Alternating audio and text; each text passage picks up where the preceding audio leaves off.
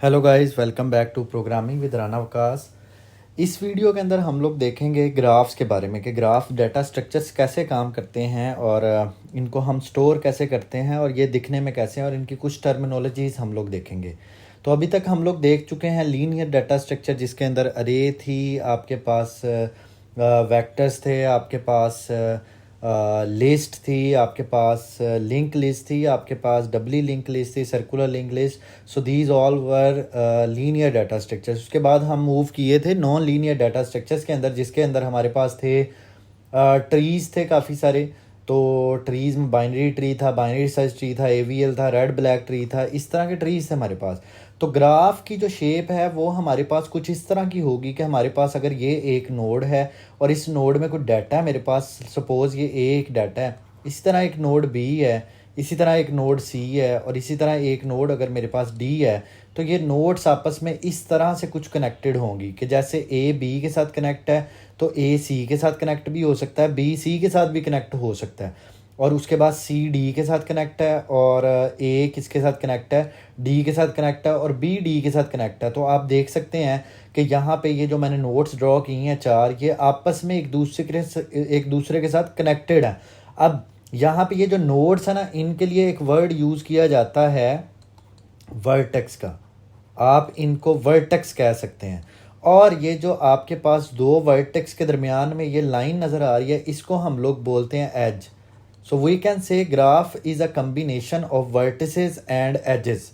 ये अब अगर एक ए है मेरे पास, एक वर्टेक्स है और एक सी वर्टेक्स है, तो ए से सी तक अगर ये एज है तो ए मेरे पास होगा सोर्स वर्टेक्स और सी मेरे पास होगा डेस्टिनेशन। तो यहाँ से मैं कह सकता हूँ कि मेरे पास दो वर्ड्स आ गए, एक मेरे पास आ गई सोर्स नोड या सोर्स वर्टेक्स, और दूसरी मेरे पास कौन सी वाली आ गई, डेस्टिनेशन। डेस्टिनेशन नोड कह सकते हैं या आप इसको डेस्टिनेशन वर्टेक्स आप इसको कह सकते हैं। अच्छा, अब हमने क्या करना है, ग्राफ की कुछ टर्मिनोलॉजीज हैं, जैसे कि हमारे पास ये यहाँ पे आपको कोई डायरेक्शन नज़र आ रही है कि ए से बी की तरफ जाना है या बी से डी की तरफ जाना है। आपको यहाँ पे जो ये लाइन नज़र आ रही है, एज नज़र आ रहा है, इसका मतलब है बी से ए पे भी आ सकते हैं, ए से बी पे भी आ सकते हैं। तो इसका मतलब है इस तरह का ग्राफ जिसके अंदर एरो नहीं लगा, मीन्स आपको डायरेक्शन नहीं बताई गई, तो आप इस तरह के ग्राफ को बोलते हैं अनडायरेक्टेड ग्राफ। Undirected graph. और अगर इसके अंदर हम ये कर लें कि डायरेक्शन बता दें कि ए से बी पे जा सकते हैं लेकिन बी से ए पे नहीं जा सकते, बी से डी पे जा सकते हैं, डी से आप सी पे जा सकते हैं, बी से आप सी पे जा सकते हैं, ए से सी पे आ सकते हैं, और आप ए से डी पे। और आप देख सकते हो कि सारे एजिस पे मैंने क्या लगा दिए हैं, मैंने डायरेक्शंस लगा दी, मैंने एरो लगा दिए हैं। अब ये एक कौन सा वाला ग्राफ बन गया है, ये एक डायरेक्टेड ग्राफ बन गया, डायरेक्टेड ग्राफ। अच्छा, अब आपने ये देखना है कि क्या इस ग्राफ के अंदर कोई साइकिल बन रहा है। साइकिल का मतलब है, उससे पहले हम समझते हैं पाथ क्या होता है। पाथ का मतलब ये है कि अगर आपके पास यहाँ पे कुछ नोड्स हैं, जैसे कि नोड 1 है, नोड 0 है, नोड 2 है, और नोड हम कह देते हैं 3 है, और आपके पास नोड 4 है, ठीक है। तो यहाँ पे हम इसको डायरेक्टेड ग्राफ बना देते हैं।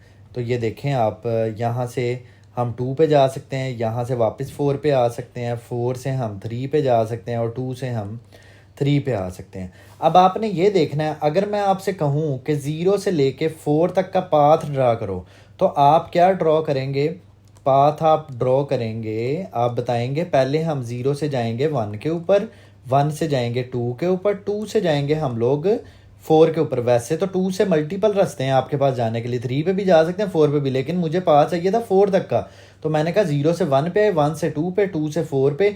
अब आप देखें 4 जो है, क्या वापस जो स्टार्टिंग नोड थी 0, क्या उसको पॉइंट कर रहा है? अगर तो ये उसको पॉइंट कर रहा है, इसका मतलब है यहाँ पे ये क्या क्रिएट हो रहा है, यहाँ पे ये साइकिल क्रिएट हो रहा है। तो हम इस तरह के ग्राफ को बोलेंगे साइक्लिक ग्राफ। अब ये साइक्लिक अनडायरेक्टेड है या डायरेक्टेड है, तो ये साइक्लिक डायरेक्टेड ग्राफ है। तो मैं यहाँ पे यूज करूंगा वर्ड साइक्लिक डायरेक्टेड ग्राफ का मैं वर्ड यूज करूंगा। अच्छा, ये तो हो गया साइक्लिक। अब कोई ऐसा ग्राफ भी हो सकता है जिसके अंदर हो सकता है कि कोई साइकिल ना बन रहा हो। जैसे कि अगर मैं यहाँ से ये एरो, इसको मैं अगर इस तरह से ड्रॉ कर दूँ, तो आप देख के बताइए कि क्या अब कोई आपको साइकिल नज़र आ रहा है। अगर मैं यहाँ पे 0 से 1 पे आऊँ, 1 से 2 पे जाऊँ, 2 से 3 पे जाऊँ, तो देखें वापस कोई भी साइकिल यहाँ पे, और अगर 2 से 3 पे आता हूँ तब भी कोई साइकिल यहाँ पे नहीं बन रहा। तो इसका मतलब ये हुआ कि यहाँ पे कोई भी साइकिल नहीं बन रहा। ऐसे ग्राफ को आप बोलेंगे ए साइक्लिक। ए साइक्लिक का मतलब है ग्राफ के अंदर कोई साइकिल नहीं बन रहा। तो यहाँ पे हम बोलते हैं ए साइक्लिक डायरेक्टेड ग्राफ। तो मैं यहाँ पे ना शॉर्टकट यूज़ कर लेता हूँ DG, a cyclic directed graph. तो हमने ये कुछ टर्मिनोलॉजीज देख ली हैं जिसके अंदर साइक्लिक आ गई और ए साइक्लिक आ गई।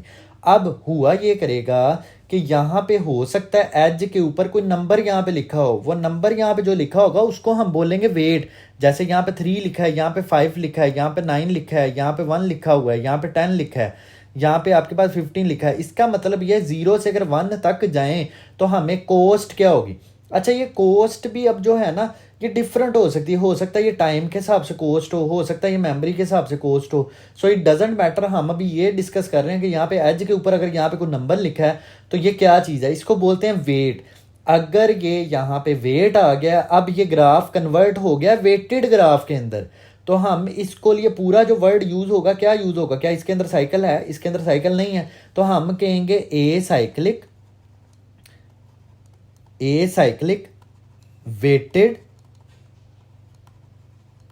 और डायरेक्टेड ग्राफ। ये पूरा वर्ड होगा acyclic weighted directed graph. और अगर इसके अंदर कोई साइकिल होता तो हम इसको कहते हैं साइक्लिक वेटेड डायरेक्टेड ग्राफ ये। और अगर ये अनडायरेक्टेड ग्राफ होता, जैसे ये देखें यहाँ पे अगर आपके पास है 1 है, ये 0 है, ये आपके पास 2 है, ये आपके पास 3 है, ये देखें ज़रा ये सारे आपस में कनेक्टेड हैं अगर, तो आप देख सकते हैं कि यहाँ पे अगर तो डायरेक्शन नहीं प्रोवाइड की तो यार फिर तो साइकिल बनता है इसके अंदर, फिर तो ये साइकिल ही होएगा। तो ये वेटेड है या अनवेटेड है, ये वेटेड है। तो हम ये अनवेटेड है, सॉरी ये अनवेटेड है, इसके ऊपर वेट नहीं लिखा हुआ, तो हम इसको बोलेंगे अनवेटेड साइक्लिक अनडायरेक्टेड ग्राफ। ये पूरा इसके लिए वर्ड यूज हो रहा होगा। तो चलिए नेक्स्ट मूव करते हैं। अब एक वर्ड आता है हमारे पास डिग्री का। अब डिग्री क्या होती है, डिग्री किसी भी वर्टेक्स की हमेशा होगी, किसी भी नोड की होगी। अगर मैं इस 3 वाली जो नोड है इसकी मैं डिग्री की बात करूं तो इसका मतलब ये 3 कितनी नोड्स के साथ कनेक्टेड है। 3 आप देख सकते हो इस टाइम 2 नोड्स के साथ कनेक्टेड है। तो मैं यहाँ पे बोलूँगा कि डिग्री ऑफ 3 इज 2 इसकी डिग्री है, क्योंकि ये कनेक्टेड कितनी नोड के साथ, डायरेक्ट कनेक्ट। अच्छा, आपने ना डायरेक्ट कनेक्शन देखना है, ये नहीं इस तरह। तो आप कहेंगे 1 के साथ भी कनेक्टेड है, 3 से 2 पे जाएं, 2 से 1 पे जा सकते हैं, तो इनडायरेक्टली तो कनेक्टेड है। आपने देखना है डायरेक्ट कनेक्शन अगर बना हुआ है तो फिर इसकी डिग्री क्या है, 2 है डिग्री। अच्छा, ये ना अनडायरेक्ट, ये जो अनवेटेड है, जो वेटेड नहीं है, इसके ऊपर तो डिग्री बताना बड़ा आसान है। यहाँ पे जब वेटेड वाले के अंदर आ जाएंगे ना हम, और वेटेड वाले में भी कौन सा वाला आ जाएगा आपके पास, चलें वेटेड और अनवेटेड को आप छोड़ दें। अगर हम डायरेक्टेड और अनडायरेक्टेड की बात करें तो अनडायरेक्टेड के अंदर तो डिग्री बताना बड़ा आसान है। यहाँ पे डिग्री मैं कैसे बताऊँ यार, यहाँ पे तो 2 की तरफ नोट्स आ भी रही हैं, एजेस आ भी रहे हैं, और 2 से आगे जा भी रहे हैं। तो यहाँ पे आ जाती है आपके पास इन डिग्री। ये 2 वर्ड्स आते हैं, एक आता है इन डिग्री का वर्ड, एक आता है आपके पास आउट डिग्री का यहाँ पे वर्ड आता है। तो देखें यहाँ पे इन डिग्री और आउट डिग्री क्या होगी। इन डिग्री 2 की क्या है, ये 2 वाली जो नोड है इसकी इन डिग्री क्या होगी, इसकी इन डिग्री होगी 2, क्योंकि इन कमिंग आपके पास एजेस 2 हैं, तो यहाँ पे 2 आ जाएगा। इससे आउट गोइंग जो एजेस हैं वो कितने, आउट डिग्री क्या होगी इसकी। तो देखें आउट गोइंग एजेस सिर्फ 1 है, तो यहाँ पे हम क्या बोल देंगे, इसको हम 1 बोल देंगे।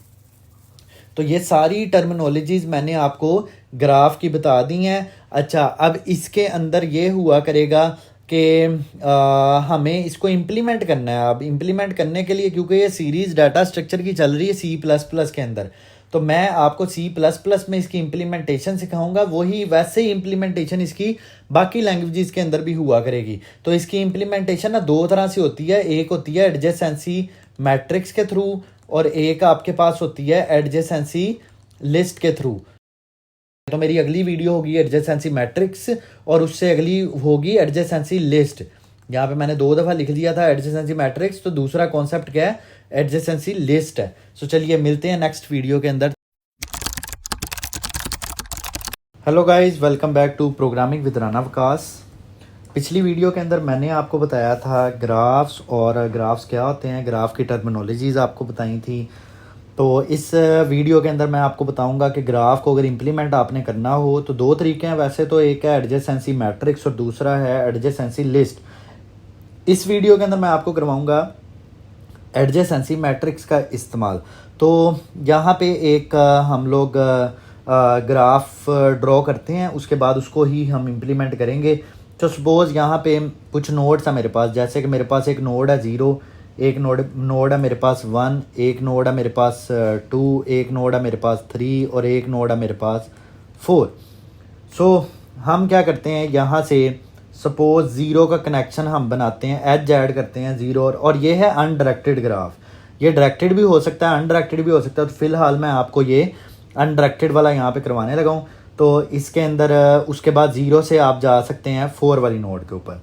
इसी तरह आप 1 से जा सकते हैं 2 पे, और आप 1 से जा सकते हैं 3 पे, और आप 1 से जा सकते हैं 4 वाली नोड के ऊपर।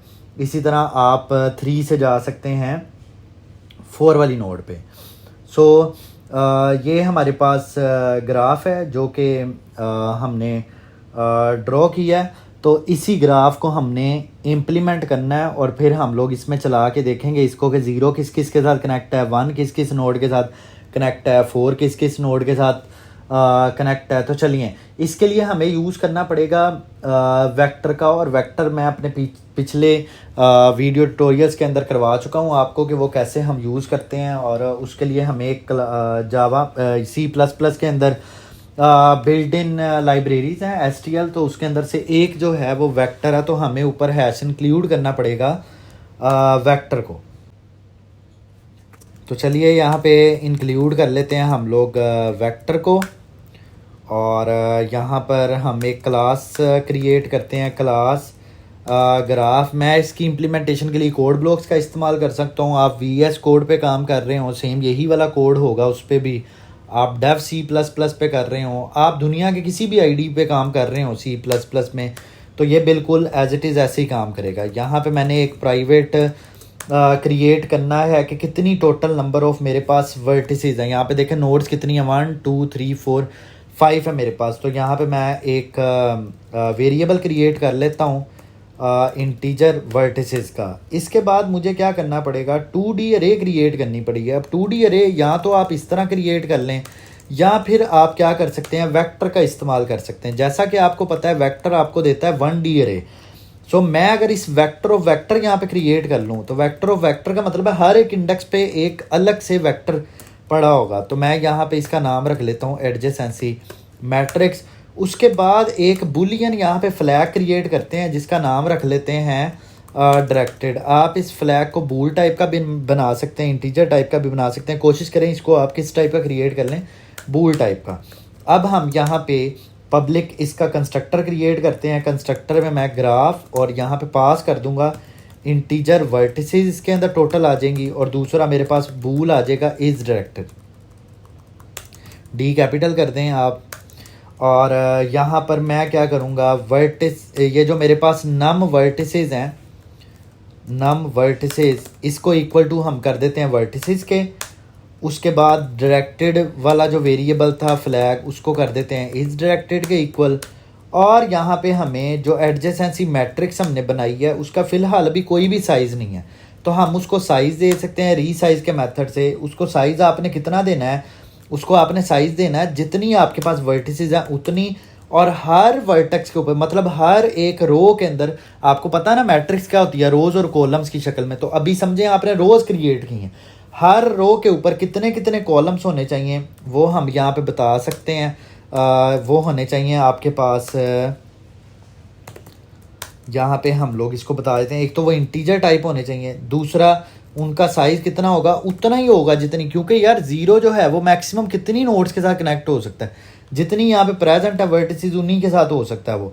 तो हम यहाँ पे इसको बोल देते हैं वर्टिसेस, और वर्टिसेस के साथ हम इसको बोल देते हैं कि सारों को इनिशियलाइज कहाँ से करना है, आपने ज़ीरो से आपने इनिशियलाइज करना है। अभी अगर मैं क्या करूँ कि यहाँ पे मेन के अंदर अगर मैं एक ग्राफ क्रिएट करूँ और ग्राफ को साइज़ मुझे कितना देना पड़ेगा, 5 साइज़ इसको देना पड़ेगा। तो सपोज़ मैंने ग्राफ क्रिएट किया है 5 साइज़ का, तो देखें अभी इस डायरेक्टेड वाले वेरिएबल को आपने कुछ पास नहीं किया। अगर तो कुछ यहाँ से पास नहीं किया तो बाय डिफ़ॉल्ट यहाँ पे आप यूज़ कर लें, फॉल्स का यूज़ आप कर लें। तो अगर आप चाहते हैं डायरेक्टेड बनाना है, यहाँ से जैसे ही ट्रू पास करेंगे तो इस डायरेक्टेड वाले वेरिएबल को जाके मिल जाएगा ट्रू और वो यहाँ पे सेट हो जाएगा डायरेक्टेड के अंदर। अभी मैं आपको बताऊंगा इसको हम किस तरह से इस्तेमाल करेंगे। फिलहाल अगर मैं यहाँ पे वॉइड और डिस्प्ले का फंक्शन क्रिएट करूँ तो यहाँ पे हम सी आउट कर लेते हैं एडजेसेंसी मैट्रिक्स, एडजेसेंसी मैट्रिक्स, और यहाँ पे हम कर देते हैं एंडल। यहाँ पे आपको 2D अरे प्रिंट करवाने के लिए क्या करना पड़ता है, आई इज इक्वल टू 0 से स्टार्ट करते हैं, i is less than adjacency matrix dot इसका जो या फिर आपके पास वेरिएबल यहाँ पे है ना, साइज गेट करने की बजाय आप ये वेरिएबल इस्तेमाल कर लें जितनी आपको ये नंबर ऑफ वर्टिसेस हैं वो, और आई प्लस प्लस। इसी तरह यहाँ पे क्या कर लेंगे, आप एक और फॉर लूप लगाएंगे, integer j is equal to 0 columns के लिए, j is less than num vertices और j प्लस प्लस। अब यहाँ पे हम लोग डिस्प्ले कर लेते हैं। डिस्प्ले क्या करते हैं हम लोग, एडजेसेंसी मैट्रिक्स के i और j इंडेक्स पे, i एंड j इंडेक्स पे जो भी नंबर पड़ा होगा वो आपके पास डिस्प्ले हो जाएगा और उसके बाद स्पेस आनी चाहिए। अच्छा, जब एक रो पूरी प्रिंट हो जाएगी ना तो हम यहाँ पे एंडल कर देते हैं ताकि ये ज़रा खूबसूरती के साथ प्रिंट हो। यहाँ पे हम क्या करते हैं, ग्राफ के ऊपर कौन सा फंक्शन कॉल कर लेते हैं, डिस्प्ले का। तो इसको रन करके देखते हैं क्या डिस्प्ले होता है हमारे पास। तो ये 5x5 की मैट्रिक्स प्रिंट होनी चाहिए। तो इसके बाद फिर इसके अंदर हम लोग एजेस वगैरह ऐड करेंगे। देखें 5x5 की यहाँ पे ये मैट्रिक्स प्रिंट हो गया। इसमें ये 0 वाले रो का मतलब है कि 0 वाला वर्टेक्स और 0 वाले कॉलम का मतलब है 0 वाला ही वर्टेक्स, ठीक है। तो अगर मैंने 0 को 1 वाली नोड के साथ कनेक्ट किया है तो मुझे यहाँ पे क्या करना पड़ेगा, 0 रो और 1 वाला जो कॉलम है यहाँ पे मुझे 1 स्टोर करना पड़ेगा। अच्छा, यहाँ पे अगर मैं कॉल करूँ कि g.add_edge, अगर ये मैं कॉल करता हूँ और यहाँ पे मैं बोल देता हूँ इसको 0 और 1 के दरमियान में एज ऐड करो, तो लाजमी बात है यार यहाँ पे मेरे पास एक मेथड होना चाहिए जिसका नाम होगा ऐड एज। तो यहाँ पे हम लोग ऐड एज का मेथड क्रिएट करते हैं। इसके अंदर एक आपके पास आ जाएगी वर्टेक्स u और एक आपके पास आ जाएगी वर्टेक्स v। वो जो मैंने सोर्स और डेस्टिनेशन का आपको बताया था पिछली वीडियो के अंदर, तो सोर्स नोड हमारी u है और जो डेस्टिनेशन है वो v है। तो v मतलब 0 और 1 के दरमियान में ये एज आपने लगाना है। तो पहली तो बात ये है कि आपको यहाँ पे वैलिडेशन चेक लगाना चाहिए ना कि u की वैल्यू अगर ग्रेटर देन या इक्वल टू होगी या नम वर्टिसेस के, या फिर ये आपके पास जो v है ये अगर ग्रेटर देन इक्वल टू हो जाता है किसके, नम वर्टिसेस के, या फिर ये लेस देन हो जाता है 0 से, u लेस देन हो जाता है 0 से, या फिर आप कहते हैं v लेस देन हो जाता है 0 से। इस केस में आपने यहाँ पे वैसे ही यूज़र को डिस्प्ले करवा देना है कि ये इनवैलिड एज है।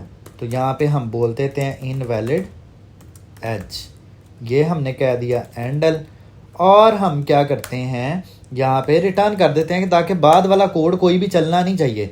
अब यार अगर तो ये वैलिडेशन चेक ठीक हो गया है तो यहाँ पे एडजेसेंसी मैट्रिक्स के ऊपर जाके हम लोग क्या करेंगे, u और v के ऊपर जाके मैं क्या स्टोर कर दूंगा, 1 स्टोर कर दूंगा।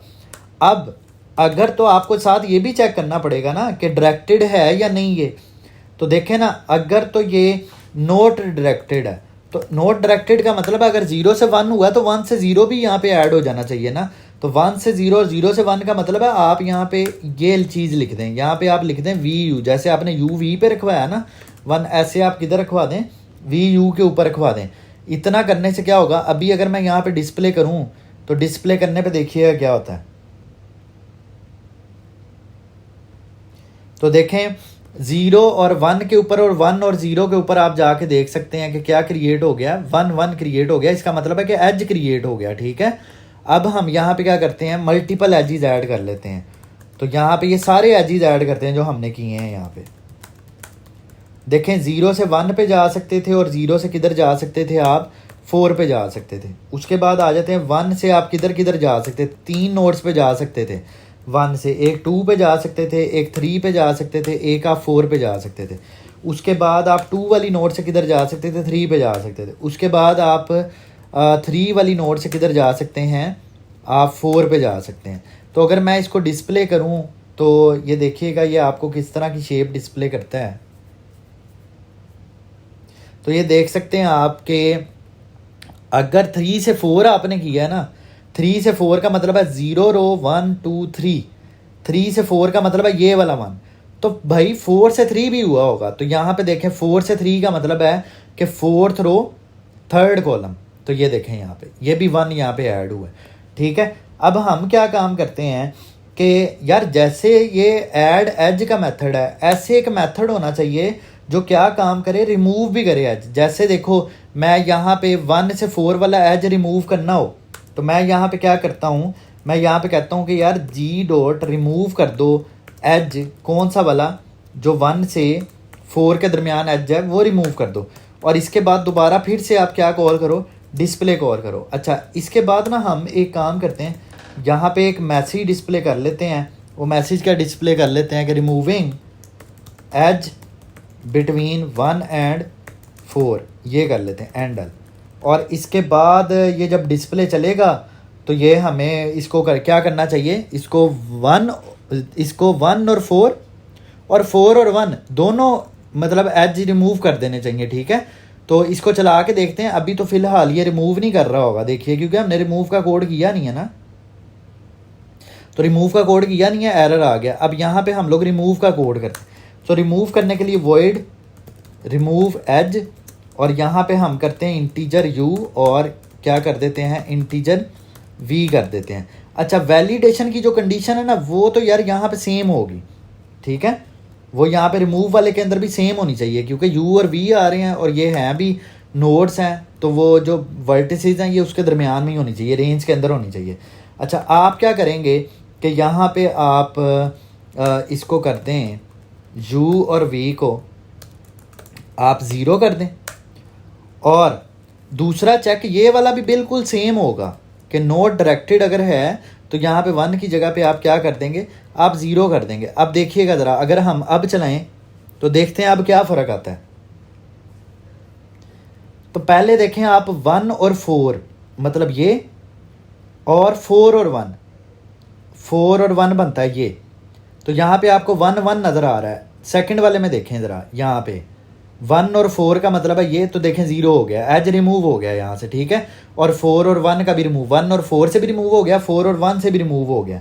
ठीक है, अब अगर कभी हमने ये चेक करना हो कि किसी दो नोड्स के दरमियान में एज है या नहीं एग्जिस्ट करता, देखो ना 0 और 2 के दरमियान में एज एग्जिस्ट नहीं करता, अगर ये हमने करना हो तो हमें यहाँ पे एक मेथड क्रिएट करना चाहिए जिसकी रिटर्न टाइप रखनी चाहिए बूल, और इसका नाम रखना चाहिए इज एज। इसके अंदर आपके पास u और इंटीजर v आएंगे। अच्छा, इस पे जो वैलिडेशन वाला चेक है वो तो सेम बिल्कुल ऐसे ही होगा, लेकिन इस दफ़ा क्या होगा कि आप यहाँ पे ना कोई मैसेज नहीं डिस्प्ले करोगे, बल्कि हमने तो ट्रू एंड फॉल्स रिटर्न करना है ना। तो यहाँ पे मैं क्या रिटर्न कर देता हूँ, यहाँ पे रिटर्न कर देते हैं हम लोग फॉल्स रिटर्न करते हैं। यार इसका मतलब तो ये होगा एज हो ही नहीं ना सकता, क्योंकि ये गलत आए हैं आपके पास नोड्स। लेकिन अगर आपके पास यहाँ पे हम आते हैं, रिटर्न करते हैं, देखो यहाँ तो 0 पड़ा होगा, यहाँ आपके पास 1 पड़ा होगा, तो हम यहाँ पे कह देते हैं कि u और v अगर तो ये नॉट इक्वल टू 0 है तब ट्रू रिटर्न हो जाएगा, ऑटोमेटिकली ट्रू रिटर्न हो जाएगा। और अगर ये 0 आएगा आपके पास तो ये आपके पास फॉल्स रिटर्न हो जाएगा। या ये कंडीशन कर लो, या फिर आप ये वाली कंडीशन कर लो, ये भी सही काम करेगी। देखो यहाँ पे चेक करते हैं, हम कहते हैं if is G dot is edge, और मैं कहता हूँ 0 और 2 के दरमियान में चेक करना है, तो यहाँ पे सी आउट हम कर देते हैं। अगर तो ट्रू आएगा ना तो मैं कह देता हूँ एज एग्जिस्टेड कर देते हैं यहाँ पे एंडल, और एल्स में कर देते हैं not existed, cout edge not existed यहाँ पे कर देते हैं। अच्छा, अब इसको चला के देखते हैं ये हमें क्या आउटपुट देता है। तो देखिएगा ये हमें आउटपुट देगा कि एज नोट एग्जिस्टेड। लेकिन अगर यहाँ पे कुछ चेंज करते हैं, हम चेंज करके कर देते हैं 3 और 1 के दरमियान चेक करते हैं है या नहीं। तो 3 और 1 के दरमियान तो आप देख सकते हो है, तो लेट्स सी क्या होता है। सो देखें एज एग्जिस्ट कर रहा है। तो गाइज ये थी ग्राफ की implementation by using adjacency matrix. तो नेक्स्ट वीडियो के अंदर मैं आपको करवाऊंगा एडजेसेंसी लिस्ट। अगर तो आप चैनल पे न्यू हैं तो आप ज़रूर चैनल को सब्सक्राइब कर लें और बेल आइकन ज़रूर प्रेस करिएगा ताकि आने वाली वीडियोज़ के नोटिफिकेशन आप तक पहुँच सकें। Hello guys, welcome back to programming with Rana Waqas. पिछली वीडियो के अंदर हमने देखा था ग्राफ को इम्प्लीमेंट कैसे करते हैं एडजेसेंसी मैट्रिक्स के थ्रू। अच्छा, आज हम जो पिछला ग्राफ हमने इम्प्लीमेंट किया था ना, वो था अनवेटेड ग्राफ। और अगर हम एक काम ये करें कि यहाँ पे ना हम लोग वेट्स ऐड कर देते हैं, इसको वेटेड ग्राफ बना लेते हैं। तो जैसा कि 0 से 1 एक अगर एज है तो इस पर मैं कहता हूँ वेट रखवा दो 10। इसी तरह यहाँ पे 0 से 4 है, इसको वेट दे दो 20। 1 से 2 वाले एज को वेट दे देते हैं 30। 1 से 3 वाले को दे देते हैं 25 और 1 से 4 वाले को दे देते हैं 15 और इसको दे देते हैं 5 और यहाँ पे लास्ट वाले को दे देते हैं 8। तो अगर मैं इसका ग्राफ यहाँ राइट साइड पे ड्रॉ करूँ तो देखते हैं कि वो ग्राफ क्या बनता है। तो सबसे पहले तो 0 से 1 के दरमियान में है ना, तो हम यहाँ पे ये एज ड्रॉ करते हैं। और क्योंकि ये अनडायरेक्टेड ग्राफ है तो इसका मतलब है 0 से 1 तक की कॉस्ट और 1 से 0 तक की कॉस्ट सेम है, 10 है। इसी तरह 0 से 4 है तो यहाँ पे हम कर देते हैं 4 और इधर हम कर देते हैं 20। फिर 1 से 2 है, यहाँ पे कर देते हैं 2 और इसको हम कर देते हैं 30। 1 से 3 है, यहाँ पे बना देते हैं हम लोग 3, सपोज़ इधर बना देते हैं 3 और इसकी कॉस्ट हमारे पास है 25 1 से 3 की, ठीक है। और 1 से 4 जो है उसकी कॉस्ट हमारे पास है 15 और 2 से 3 की जो कॉस्ट है वो है 5 और जो 3 से 4 है ये वाली कॉस्ट ये निकल रही है 3 से 4 वाली 8 आई है। तो ऑफ कोर्स अभी अगर मैं इसको चलाऊंगा तो ये मुझे एरर देगा। क्यों? क्योंकि ऐड एज वाला जो मेथड है उसके अंदर हमने कोई भी वेट सेंड यहाँ पे नहीं किया हुआ। अच्छा, ये वेट सेंड करने से पहले ना हमें क्या करना पड़ेगा, क्योंकि हमने 0 रखवाया था पूरे ग्राफ के अंदर, तो 0 इटसेल्फ इज़ अ वेट। अगर हम कहें 0 क्या है तो 0 भी यार वेट ही है। 0 का मतलब है कि 2 नोड्स के दरमियान जो है वो वेट 0 है। तो हमें अब क्या काम करना है, इस चीज़ को हैंडल करने के लिए हमें यहाँ पे एक कांस्टेंट क्रिएट करना है। तो सपोज़ यहाँ पर मैं एक कांस्टेंट क्रिएट कर लेता हूँ इंट टाइप का। इनफाइनाइट इसकी वैल्यू को रख देते हैं। इनफाइनाइट रखने के लिए ना यहाँ पे ना न्यूमेरिक लिमिट्स नाम की एक लाइब्रेरी होती है, वो हम ऐड कर लेते हैं। यहाँ पे लिमिट्स के नाम से होती है, इंक्लूड लिमिट्स।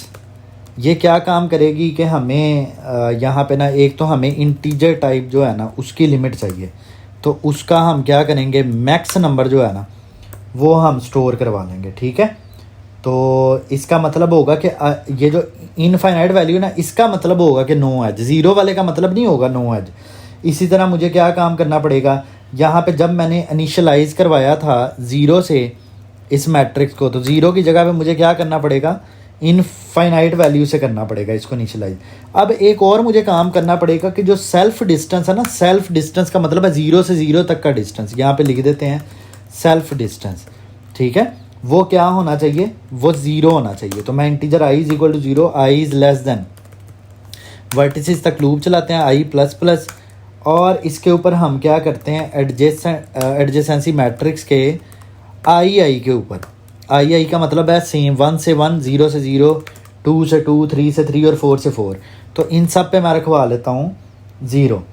अब एक काम हम ये करते हैं कि ऐड एज वाले मेथड के अंदर मैं एक वेट ऐड करता हूँ। यहाँ पे ये मैंने वेट ऐड कर दिया।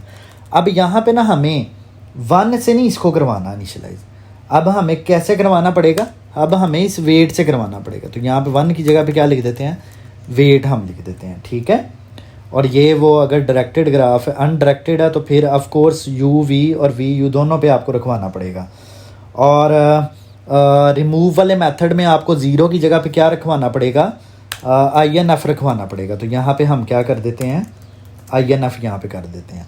उसके बाद इज़ एज वाला जो मेथड था, इज़ एज वाले के अंदर भी हम लोग यहाँ पे कह सकते हैं कि इस जगह पे कि नॉट इक्वल टू INF, ये हमें करना पड़ेगा कि अगर वो INF के नहीं बराबर, इसका मतलब है कि वहाँ पे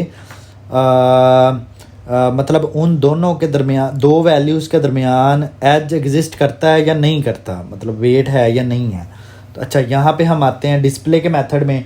डिस्प्ले के मेथड में आपको थोड़ा सा चेंज ये करना पड़ेगा कि आपको ना यहाँ पे ये देखें, अभी अगर इसको हम अगर चलाएंगे ना, यहाँ पे चलाते हैं, देखिएगा। अच्छा, ये हमें एरर दे रहा है यहाँ पे, कांस्टेंट इंट INF के ऊपर एरर दे रहा है। तो ये हमें देखना पड़ेगा कि ये क्या एरर दे रहा है। अच्छा, मैक्स इज़ अ फंक्शन, सो ये एरर है। तो चलाते हैं इसको, देखते हैं। तो यहाँ पे देखें, ये बहुत बड़ी वैल्यूज़ यार आपको नज़र आ रही हैं, क्योंकि ये इनफाइनाइट वैल्यूज़ है ना। तो मतलब इनफाइनाइट से मुराद ये होता है इंटीजर की लास्ट लिमिट जो है, अपर लिमिट, वो वाली वैल्यू। तो प्रिंट करते हुए एक काम करते हैं, यहाँ पे चेक लगा लेते हैं कि इफ़ अगर तो एडजेसेंसी मैट्रिक्स के I और J के ऊपर, I एंड J के ऊपर बराबर हो जाता किसके, INF के, तो आप सी आउट कर दें, यहाँ पे INF आप प्रिंट कर दें, ठीक है। अदरवाइज़ आप वही डाटा प्रिंट कर दें। तो इसको आप लिख दें एल्स के अंदर, हाँ, इसको यहाँ पे आप कर दें एल्स के अंदर, आप ये प्रिंट कर लें। अब चला के देखते हैं क्या प्रिंट होता है। तो ये देखें, अब यहाँ पे आपको नज़र आ रहा होगा। अच्छा, इसके दरमियान में ना स्पेस भी दे दें यहाँ पे। तो ये देखें, यहाँ पे आपको ये वैल्यूज़ ये दिखा रहा है। अच्छा, कुछ लोग ना ग्राफ को किसी और तरीके से भी प्रिंट करते हैं। अब उसका तरीका क्या होता है वो आपको बताता हूँ यहाँ पे। अच्छा, यहाँ पे ना सी आउट कर लेते हैं वो I को। I का मतलब है कि जो रो नंबर है ना वो, और ये हमें बता रहा होगा कि जो एज है ना वो। अच्छा, अंदर आते हैं तो यहाँ पे ना INF के ऊपर ये क्या करते हैं, कुछ भी प्रिंट नहीं करते। और यहाँ पे ना कंडीशन ये लगा देते हैं कि जब नॉट इक्वल टू INF है ना, तब ये वैल्यू प्रिंट हो, लेकिन इस वैल्यू के साथ वो वाला कॉलम भी प्रिंट हो जो इसके साथ कनेक्टेड है। तो यहाँ पे ना J वैल्यू प्रिंट कर लेते हैं, यहाँ पे इस तरह हम कर लेते हैं, इस तरह कर लेते हैं। यहाँ पे क्या प्रिंट हो जाएगा, J प्रिंट हो जाएगा। उसके बाद ये डिस्प्ले करेगा कॉलन का मतलब है कि ये हमें साथ में बता रहा होगा कि ये, अच्छा यहाँ पे ना कोमा भी दे दें। अच्छा, ये आएगा कौन सा जो है, ये ज़ीरो वाला अगर है आपके पास वर्टेक्स, तो ये किस नोड के साथ कनेक्टेड है और उस नोड पे उसका वेट क्या है। ये देखिएगा, अभी मैं चलाऊंगा इसको तो आपको आइडिया हो जाएगा। ये देखें, ज़ीरो वाला जो है वो सेल्फ के साथ कनेक्टेड है और जिसकी वैल्यू क्या है, ज़ीरो है। अच्छा, इसका एक और भी हो सकता है कि आप इस ये जो ज़ीरो है इसको आप रिमूव कर दें यहाँ से। अच्छा, ये जो I वैल्यू है ना, इसको आपको करना पड़ेगा प्रिंट यहाँ पे, ठीक है, ताकि बार बार ना वो प्रिंट हो रहा हो। तो एक और चीज़ का चेक यहाँ पे ये लगा देते हैं कि सेल्फ पे हम नहीं ना चेक करना चाहते, तो हमें वो नहीं प्रिंट करने जो सेल्फ वाले हैं। तो हम एक काम ये कर लेते हैं यहाँ पे कि and I not equal to J करके ज़रा चेक करते हैं। तो ये देखें, यहाँ पे ये जो आपको यहाँ पे नज़र आ रहा होगा, ज़ीरो वाला किस के साथ कनेक्टेड है, 1 और 4 के साथ कनेक्टेड है, और 10 और 20 वेट है। ये इन्फॉर्मेशन यहाँ से मिल रही है। 1 जो है वो किस के साथ है, 0 के साथ है, 2 के साथ है, 3 के साथ है और 4 के साथ है। और देखें साथ में इनके क्या लिखे हुए हैं, वेट्स लिखे हैं। देखें 1 2 के साथ 30 पे कनेक्टेड है। तो ये था वेटेड ग्राफ को इम्प्लीमेंट करने का तरीका। अब नेक्स्ट वीडियो के अंदर हम लोग देखेंगे कि एडजेसेंसी लिस्ट के थ्रू हम कैसे अनवेटेड और वेटेड वाला काम कर सकते हैं। Hello guys, welcome back to programming with Rana Waqas. इस वीडियो के अंदर मैं आपको एक ग्राफ यहाँ पे ड्रॉ करके दिखाया है, 0 से 1, 1 से 2, 2 से 3, 1 से 3, 3 से 4 और 1 to 4 मैंने कुछ एजेस ड्रॉ किए हैं। अब इस ग्राफ को इम्प्लीमेंट करने के दो तरीके होते हैं, एक तो एडजेसेंसी मैट्रिक्स के थ्रू हम करते हैं, दूसरा एडजेसेंसी लिस्ट के थ्रू करते हैं, जिसके अंदर हम लोग लिस्ट का इस्तेमाल करते हैं ये एजेस को स्टोर करने के लिए। तो एडजेसेंसी मैट्रिक्स के साथ मैंने अपनी प्रीवियस वीडियोस के अंदर बताया कैसे इम्प्लीमेंट करते हैं वेटेड ग्राफ और unweighted graph. So here this is an unweighted graph. So let's see how to implement this unweighted graph using adjacency list. तो ग्राफ में होना ये चाहिए आपके पास अभी कि जब स्टोरेज हो तो मेरे पास एक सपोज़ एक अरे क्रिएट हुई है जिसके अंदर मेरे पास 0 है, 1 है, 2 है, 3 है और 4 है। ये मेरे पास नंबर्स हैं, या आप कह सकते हैं ये अरे के इंडेक्सेस हैं। अच्छा, इस अरे के हर इंडेक्स के ऊपर ना एक लिस्ट पड़ी होगी, लिस्ट समझे, यहाँ पे भी एक लिस्ट है, इधर भी एक लिस्ट है, इधर भी लिस्ट है, इधर भी लिस्ट है, इधर भी लिस्ट है और एम्प्टी लिस्ट है। 0 अगर 1 के साथ कनेक्टेड है तो यहाँ पे एक लिस्ट के अंदर नोड ऐड हो जाएगी जिसके अंदर 1 पड़ा होगा। 0 4 के साथ कनेक्टेड है, यहाँ पे एक और नोड क्रिएट हो जाएगी जिसके अंदर 4 पड़ा होगा और इसके बाद नल पड़ा होगा क्योंकि 0 सिर्फ इन दोनों नोड्स के साथ कनेक्टेड है। उसके बाद 1 देखें 0 के साथ भी कनेक्ट है तो यहाँ पे 0 आ जाएगा। उसके बाद 1 2 के साथ कनेक्टेड है, यहाँ पे 2 आ जाएगा। 1 4 के साथ कनेक्टेड है, बल्कि 3 के साथ भी है, 3 आ जाएगा और 4 के साथ कनेक्टेड है तो ये 4 आ गया। तो और ये यहाँ पे नल पड़ा होगा। तो आप देख सकते हैं हर नंबर के आगे आपको क्या नज़र आ रही है, पूरी लिस्ट नज़र आ रही है। तो चलिए हम अच्छा इसको पूरा ड्रॉ कर लें, उसके बाद फिर इम्प्लीमेंट करते हैं। 2 जो है किसके साथ कनेक्ट है, 1 और 3 के साथ। तो 2 के आगे हम 1 और 3 ड्रॉ कर देते हैं। इसी तरह जो 3 है वो 1 और 2 के साथ है, 1 और 2 के साथ और 4 के साथ भी है। और जो 4 है वो किसके साथ है, वो 0 के साथ है, 1 के साथ है और 3 के साथ है। तो I think so this is correct. इसको फिर जब हम चलाएंगे तब भी हमें पता चल जाएगा, जब कोड के थ्रू इसको हम प्रिंट कर रहे होंगे। तो पहली तो बात ये है, प्रिंट करने से पहले हमें क्या करना पड़ेगा, इसकी स्टोरेज का कुछ करना पड़ेगा। तो स्टोरेज के लिए हम एक काम करते हैं कि यहाँ पे हमें एक तो अरे इस्तेमाल करने की बजाय ना हम बिल्ड इन STL में से क्या यूज़ कर लेते हैं, वेक्टर का इस्तेमाल कर लेते हैं। और वेक्टर के साथ हम यूज़ कर लेते हैं लिस्ट का यूज़ कर लेते हैं। अगर आपने लिस्ट खुद इम्प्लीमेंट की हुई हो तो आप बेशक उस लिस्ट का भी यूज़ कर सकते हैं। उसके लिए आपको यहाँ पे क्या करना पड़ेगा, हैश इंक्लूड डबल कोट्स के अंदर आपको list डॉट h ऐड करना पड़ेगा। तो चलिए यहाँ पे क्लास बनाते हैं ग्राफ की, और इस ग्राफ के अंदर क्या होगा, प्राइवेट कुछ मेंबर्स होंगे और उन मेंबर्स में से पहला मेंबर होगा कि आपके पास टोटल वर्टिसेस जो हैं वो। इसके बाद आपके पास एक बुलियन फ्लैग पड़ा होगा जिसका नाम होगा डायरेक्टेड। इससे हमें पता चलेगा ग्राफ डायरेक्टेड है या नहीं। उसके बाद एक वेक्टर पड़ा होगा, जिस वेक्टर के ऊपर एक लिस्ट पड़ी होगी इंटीजर टाइप की, क्योंकि आप देख सकते हो हर एक नंबर के आगे जो लिस्ट आपको नज़र आ रही है उसके अंदर नंबर स्टोर हुए हैं, इंटीजर नंबर्स। तो इसका नाम हम एडजेसेंसी लिस्ट रख लेते हैं। इसके बाद हम आते हैं यहाँ पे पब्लिक, और यहाँ पे ग्राफ इम्प्लीमेंट करते हैं इसका कंस्ट्रक्टर के अंदर दो चीज़ें आएंगी, एक तो ये वर्टिसेस आएंगी, दूसरा यहाँ पे क्या आएगा, बूल इज़ डायरेक्टेड का हमारे पास फ्लैग आएगा जिसमें बाय डिफ़ॉल्ट वैल्यू अगर ना भी पास की तो फॉल्स पड़ा होगा। तो हम क्या करते हैं, नम जो वर्टिसेस हैं इसके अंदर स्टोर हम कर लेते हैं वर्टिसेस को। इसी तरह हम लोग जो डायरेक्टेड है इसके अंदर इज़ डायरेक्टेड को स्टोर कर लेते हैं। और जो हमारी एडजेसेंसी लिस्ट को बाय डिफ़ॉल्ट बैकएंड पे साइज़ मिला होगा डायनामिक अरे को, हम उसको रीसाइज़ करके कितना कर लेते हैं, हो सकता है वो साइज़ 1000 के अंदर मिला हो, तो हम यहाँ पे इसको दे देते हैं नम, या ये जितनी वर्टिसेस आई हैं वो आप कर लें, ठीक है, या नम वर्टिसेस इधर लिख लें या वर्टिसेस लिख लें, दोनों ही ठीक है। अच्छा, अगर मैं यहाँ पे मेन के अंदर आऊँ और मेन में आके मैं ग्राफ क्रिएट करता हूँ, ग्राफ का नाम जी रख लेते हैं, इसमें पास कर देते हैं 5, तो ये 5 साइज़ की वेक्टर अरे बन जाएगी, ठीक है, बैकएंड पे 0 1 2 3 4 5। अच्छा, अब हमने इनके दरमियान ऐड करने हैं ये एजेस ऐड करने हैं। तो यहाँ पे जी डॉट, यहाँ पे ना ऐड एज का मेथड जो कि हमने नहीं बनाया हमें बनाना पड़ेगा। तो 0 से 1 के दरमियान हम एज ऐड करते हैं। अगर 0 से 1 के दरमियान एज सही तरह से हमने ऐड कर दिया तो बाकी एजेस भी ऐड करना हमारे लिए कोई इतना मसला नहीं होगा। तो चलिए इस मेथड को इम्प्लीमेंट करते हैं। इसमें क्या करना पड़ेगा, आपको 2 वेरिएबल्स बनाने पड़ेंगे। एक इंटीजर u वर्टेक्स कह देते हैं, एक को हम वर्टेक्स v कह देते हैं।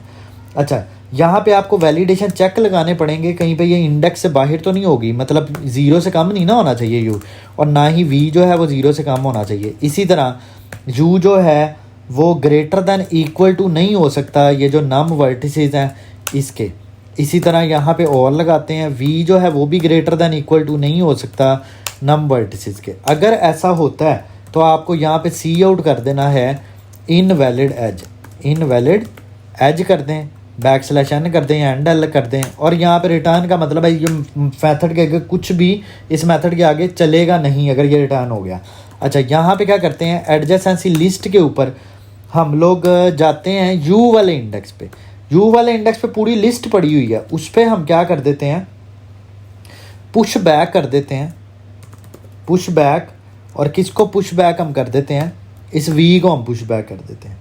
इसी तरह हम यहाँ पे इफ़ लगाते हैं, और इफ़ के अंदर हम कहते हैं नोट डायरेक्टेड। अगर डायरेक्टेड नहीं है तो ऑफकोर्स आपको क्या काम करना पड़ेगा, आपको यही वाला कोड लिखना पड़ेगा, लेकिन v के अंदर u को इंसर्ट करना पड़ेगा। सो यहाँ पे हम क्या करते हैं, v के अंदर u को इंसर्ट कर लेते हैं। ये लें जी, ये हमारा काम हो गया। अब अगर हमने रिमूव करना हो एज कोई, तो वो तो बहुत ही ईजी है ना, आपने क्या करना, सिर्फ रिमूव का मेथड कॉल करना है। यहाँ पे u और v कर लेते हैं, और हम यहाँ पे एडजेसेंसी लिस्ट में से u के ऊपर जाते हैं, रिमूव का मेथड कॉल करते हैं, और रिमूव के मेथड के ऊपर हम क्या कह देते हैं कि v को रिमूव कर दो। यही वाला काम करेंगे, लेकिन यहाँ पे इफ़ लगानी पड़ेगी कि अगर डायरेक्टेड नहीं है तो ऑफ कोर्स v के ऊपर भी u पड़ा होगा, तो एडजेसेंसी लिस्ट के ऊपर v पे जाएंगे, रिमूव कॉल करेंगे, और इसमें क्या पास कर देंगे, u पास कर देंगे। अब एक और मेथड इंप्लीमेंट कर लेते हैं जिसको हम कह देते हैं डिस्प्ले, क्योंकि हमने डिस्प्ले करवा के भी चेक करना ना कि डाटा सही ऐड हो रहा है या नहीं। यहाँ पे हम सी आउट कर देते हैं कि ये हम एडजेसेंसी लिस्ट के थ्रू कर रहे हैं, और ये कौन सा वाला ग्राफ है, ये याद रहे, ये अनवेटेड वाला ग्राफ हमने इम्प्लीमेंट किया है। तो यहाँ पे कॉलन लगाएं, एंडल करें, और यहाँ पे हमें लगाना पड़ेगा लूप। लूप हमें कहाँ तक लगाना पड़ेगा, जितनी वर्टिसेस हमारे पास, तो 0 से लेके i is less than num vertices तक लूप चलाएं, i प्लस प्लस कर दें। अच्छा, यहाँ पे पहले तो वो वर्टेक्स प्रिंट हो जाएगी ना, मतलब जो i है वो प्रिंट हो जाएगा। जैसे मैंने यहाँ पे देखो ये ड्रॉ किया 0 1 2 3 4, ये प्रिंट होगा।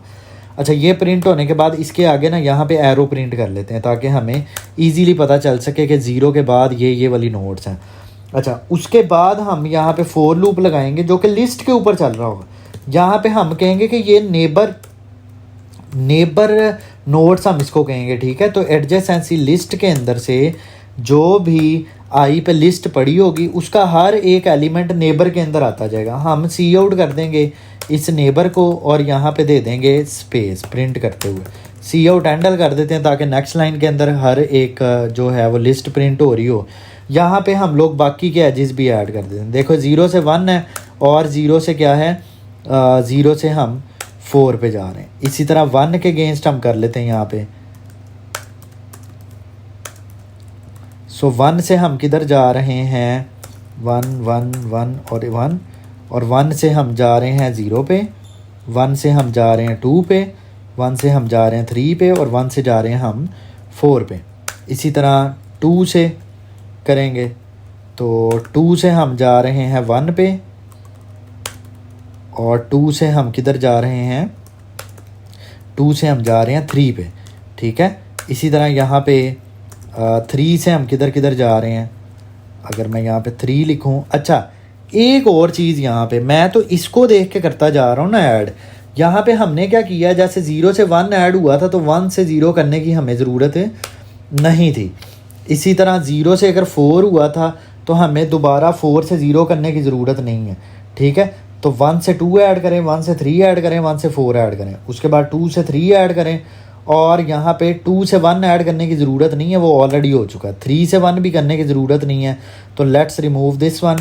और यहाँ पे हम क्या काम कर देते हैं, यहाँ पे हम कर देते हैं कि ये 3 से 4 पे जा रहा है, इसको ये कर देते हैं, और ये आखिरी वाली लाइन को हम ख़त्म कर देते हैं। यहाँ पे हम करते हैं जी डॉट डिस्प्ले कर देते हैं, और इसमें डॉट लगाना भूल गया था मैं, तो यहाँ पे जी डॉट कर देते हैं। अब इसको चला के देखते हैं, फिर रिमूव वाली फंक्शनलिटी को भी चेक कर लेंगे ठीक चल रही है या नहीं चल रही।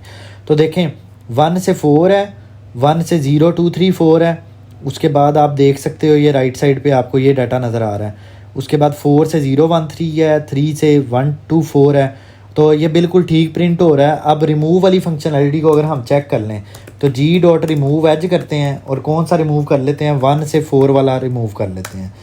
उसके बाद फिर से जी डॉट डिस्प्ले करते हैं, और इससे पहले ये प्रिंट ज़रूर करते हैं कि रिमूवल के बाद ये हम प्रिंट कर रहे हैं आफ्टर रिमूवल। तो हम देख सकते हैं कि यहाँ से हमने जो रिमूव किया है वो 1 से 4 वाला रिमूव किया है। तो 1 से 4 का मतलब ये है कि 1 से 4 पे जा रहे थे ना ये, तो आप देख सकते हैं 1 से 4 भी रिमूव हो गया है, और 4 से 1 वाला भी देख सकते हैं आपके रिमूव हो गया है। तो इस वीडियो के अंदर हमने क्या सीखा है कि एडजेसेंसी लिस्ट के थ्रू हम अनवेटेड ग्राफ को कैसे इम्प्लीमेंट कर सकते हैं। तो नेक्स्ट वीडियो में हम देखेंगे कि वेटेड ग्राफ को एडजेसेंसी लिस्ट के साथ आप कैसे इम्प्लीमेंट करते हैं। Hello guys, welcome back to programming with Rana Waqas. पिछली वीडियो के अंदर मैंने आपको ग्राफ इम्प्लीमेंट करवाया था एडजेसेंसी लिस्ट यूज़ करके, लेकिन वो ग्राफ था अनवेटेड ग्राफ। आप देख सकते हैं यहाँ पे मैंने जो एजेस ऐड किए थे वो एजेस के साथ मैंने वेट ऐड नहीं किया। What if I add weights to these edges. Suppose यहाँ पे मैं ऐड कर देता हूँ 0 1 के साथ 10 वेट ऐड कर देता हूँ, इसी तरह यहाँ पे 20 ऐड कर देते हैं, यहाँ पे 30 वेट ऐड कर देते हैं, यहाँ पर 25 ऐड कर देते हैं वेट, इसी तरह 15, और यहाँ पर 5 कर लें, और फॉर एग्जांपल यहाँ पर आपने 8 वेट सेट कर लिया। अब एक तो चीज़ कि जब आप वेट सेट करेंगे तो जब डिस्प्ले का फंक्शन चलेगा तब सिर्फ नेबर प्रिंट नहीं होंगे, तब साथ में उनका वेट भी प्रिंट होगा, मतलब पेयर की फॉर्म में होएगा ना, कि आपके पास नोड का नाम होगा, नोड का नंबर होगा, साथ में उसका वेट होगा। तो इसके लिए हम लोगों को यूज़ करना पड़ेगा, यहाँ पे लिस्ट के अंदर आपने इंट टाइप रखी है ना, यहाँ पे हमें इंट की बजाय पेयर स्टोर करना पड़ेगा। सपोज यहाँ पे आपने इंट लिखा है, यहाँ पे आप लिखेंगे पेयर, और पेयर के अंदर आप बताएंगे इसको कि पेयर किस टाइप का होगा, इंट इंट, क्योंकि अभी हमारा डाटा जो है वो भी इंट टाइप का है जो नोड के अंदर पड़ा है, और जो उसका वेट है वो भी इंट टाइप का। तो यहाँ पे पेयर ऐड कर लेते हैं। पेयर ऐड करने के लिए आपको यहाँ पे एक हेडर फाइल इंक्लूड करनी पड़ती है जिसका नाम है यूटिलिटी। ये यूटिलिटी हेडर फाइल किस लिए होती है, फॉर पेयर्स, ये पेयर्स के लिए होती है। अच्छा, अब यहाँ पे आपने ये जो ग्राफ का आपने कंस्ट्रक्टर बनाया था ये एज इट इज़ रहेगा, लेकिन यहाँ पे जो वेट वाली चीज़ थी वो ऐड हो रही है एज के अंदर। तो यहाँ पे आपको इंटीजर एक क्या क्रिएट करना पड़ेगा, वेट क्रिएट करना पड़ेगा। अब जब यहाँ पे आप एडजेसेंसी लिस्ट के यू पे जाके पुश बैक सिर्फ वी करते थे ना, अब वी नहीं करना पड़ेगा। अब यहाँ पे पेयर आपको, ये कर्ली ब्रेसिस के अंदर पेयर लिखा जाता है, तो पेयर आपको इस तरह से ऐड करना पड़ेगा कि वी के साथ उसका वेट भी ऐड हो। सिमिलरली यू के साथ इस जगह पे क्या हो जाएगा, इस जगह पे आप लिखेंगे यू कोमा, और यहाँ पे आप लिख देंगे वेट लिख देंगे। अब डिस्प्ले वाले अगर मेथड के अंदर हम जाएं तो डिस्प्ले वाले मेथड में क्या होगा तो चलिए चलते हैं डिस्प्ले के मेथड में। और डिस्प्ले के मेथड में आपको यहाँ पे हमें डिस्प्ले करवाना है पेयर्स को। तो सबसे पहले ये जो है आपके पास नोड, ये तो एज इट इज़ आ रही है, ये आपका वर्टेक्स है आई, ये प्रिंट हो जाएगा 0।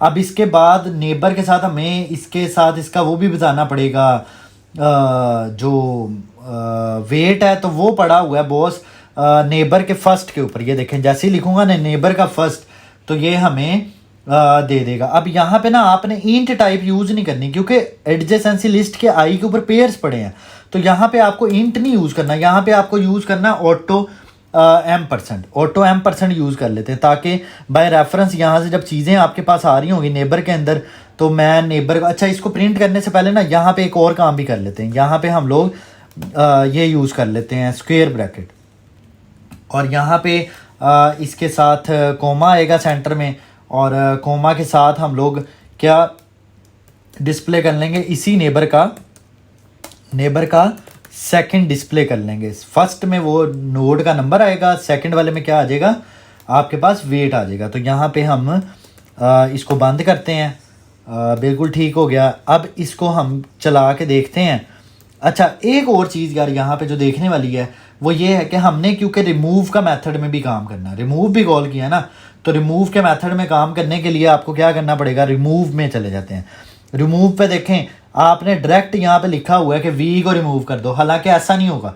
हमें यहाँ पे लिखना पड़ेगा कि तब ही रिमूव हो जब ये एग्जिस्ट करता हो। तो रिमूव इफ का मेथड होता है। यहाँ पे आप वी को इस तरह से नहीं लिखोगे, आप वी को लिखोगे इस तरह से, और आगे आपको बताना पड़ेगा इसके बाद कि क्या चीज़ आपके पास आ रही है। आपके पास एक पेयर आ रहा है, ठीक है, और पेयर की टाइप यहाँ पे बतानी पड़ेगी आपको। इंट इंट टाइप आ रही है। कभी आपने टाइप कास्टिंग का कॉन्सेप्ट पढ़ा हो तो ये मैं टाइप कास्टिंग का कॉन्सेप्ट आपको करवा रहा हूँ।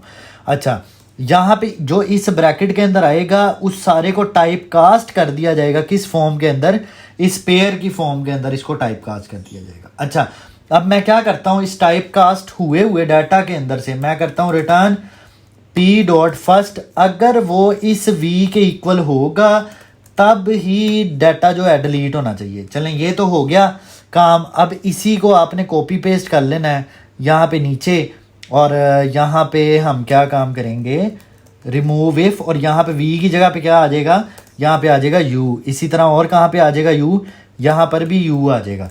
तो अब इसको हम चला के देखते हैं ये हमें क्या डाटा डिस्प्ले करता है। तो आप देख सकते हैं आपको यहाँ पे वेटेड ग्राफ नज़र आ रहा है, ठीक है। रिमूव मैंने किया था 1 से 4 को, तो देखें 1 से 4 वाली जो नोड है वो डिलीट हो चुकी है, जो कि 4 और वेट 15 है। और यहाँ पे 4 to 1 वाली भी डिलीट हो चुकी है। 4 to 1 वाली ये देखें 1, 15 वाली नोड भी डिलीट हो चुकी है। तो इस तरह से हम इम्प्लीमेंट करते हैं ग्राफ को, वेटेड ग्राफ को एडजेसेंसी लिस्ट का इस्तेमाल करके। इसमें जो देखने वाली चीज़ थी वो ये थी कि आपने यहाँ पे वेक्टर के अंदर लिस्ट ऐड की है, और लिस्ट के अंदर जो डाटा टाइप आपने रखी है वो आपने पेयर टाइप की रखी है, ठीक है। और नेक्स्ट वीडियो के अंदर मैं आपको डीएफएस, डेप्थ फर्स्ट सर्च और ब्रेथ फर्स्ट सर्च सिखाऊंगा कि वो ग्राफ पे हम कैसे कर सकते हैं और उसको इम्प्लीमेंट कैसे हम कर सकते हैं। तो stay tuned with my YouTube channel. अगर आप चैनल पे नए हैं, चैनल को सब्सक्राइब कर लें, बेल आइकन प्रेस करना मत भूलिएगा ताकि आने वाली वीडियोज़ के नोटिफिकेशन आप तक पहुँचते रहें। Hello guys, welcome back to programming with Rana Waqas. आज की इस वीडियो के अंदर मैं आपको बताऊंगा ग्राफ के ऊपर हम लोग डीएफएस कैसे परफॉर्म कर सकते हैं। डीएफएस मतलब डेप्थ फर्स्ट सर्च। तो यहाँ पे राइट साइड पे मैं एक डमी सा ग्राफ क्रिएट करूँगा रैंडम वैल्यूज़ के साथ, जिस तरह के हम यहाँ पे वैल्यू ले लेते हैं 1, 4, 2, 3 और 10, 9 एंड 5, 6, 7 एंड 8 है। तो अब इनको आपस में कनेक्ट कर लेते हैं। ये अनडायरेक्टेड ग्राफ है, तो आप देख सकते हैं ये सारे आपस में कनेक्टेड हैं। 3, 9 के साथ भी और 10 के साथ भी कनेक्टेड है। इसी तरह जो है 2, 7 के साथ भी कनेक्टेड है, 5 के साथ कनेक्टेड है और 8 के साथ कनेक्टेड है। और 5 जो है वो 8 के साथ भी कनेक्टेड है, 5, 6 के साथ भी कनेक्टेड है, और 5, 7 के साथ भी कनेक्टेड है, और 7, 8 के साथ कनेक्टेड है। तो ये आपके सामने मैंने एक ग्राफ क्रिएट किया। अब इस पे हमने देखना है कि डेप्थ फर्स्ट सर्च। अच्छा, डेप्थ फर्स्ट सर्च के लिए आपको क्या करना पड़ेगा, सबसे पहले इनमें से किसी भी नोड को आप स्टार्टिंग नोड बना लेंगे। तो इनमें से किस नोड को स्टार्टिंग नोड बनाते हैं, तो चलिए हम लोग कहते हैं कि 1 वाली जो नोड है उसको मैंने स्टार्टिंग नोड बनाना है। अब डेप्थ फर्स्ट सर्च करने के लिए जिस डाटा स्ट्रक्चर की आपको ज़रूरत पड़ती है वो है आपके पास स्टैक। तो यहाँ पे मैं क्रिएट कर लेता हूँ स्टैक को। अच्छा, स्टैक के अंदर सबसे पहले हम लोग क्या करेंगे, इस 1 को हम लोग पुश कर देंगे। ये आपके पास स्टैक है, स्टैक में आपने 1 पुश कर दिया। अब लाजमी बात है, ये आप 1 कह सकते हैं कि ये ग्राफ का जो रूट है, सबसे पहले वाली नोड है, इसको मैंने इंसर्ट कर लिया। अब या आपने क्या काम करना है, स्टैक में से एक एक करके आपने पॉप करना है। अच्छा, पॉप करके आपने देखना है कि एडजेसेंट जो आपके पास जो नोड्स हैं वो कौन कौन सी हैं, मीन्स कि इसके नेबर्स कौन कौन से हैं जो इस नोड के साथ कनेक्टेड हैं। अब अगर मैं 1 को यहां से पॉप करूं तो आपने 1 को कर लेना प्रिंट कि 1 विजिट हो गया आपके पास। अब 1 के साथ कौन कौन कनेक्टेड है, 2 और 4 कनेक्टेड है। तो आपने क्या यहाँ पे करना है, आपने 2 को इंसर्ट करना है और आपने 4 को पॉप पुश कर देना, ठीक है। स्टैक के अंदर हम लोग इंसर्ट का मतलब पुश कर रहे होते हैं, तो पहले मैंने 2 को पुश किया, फिर मैंने 4 को पुश किया। अब मैं क्या करूंगा, इस स्टैक में से पॉप करूंगा, ठीक है। जैसे ही मैं पॉप करूंगा तो पॉप किए हुए नंबर को आपने प्रिंट कर लेना है, और उस पॉप किए हुए नंबर के अगेंस्ट जो आपके पास नेबर्स हैं उन नेबर्स को आपने पुश कर लेना है।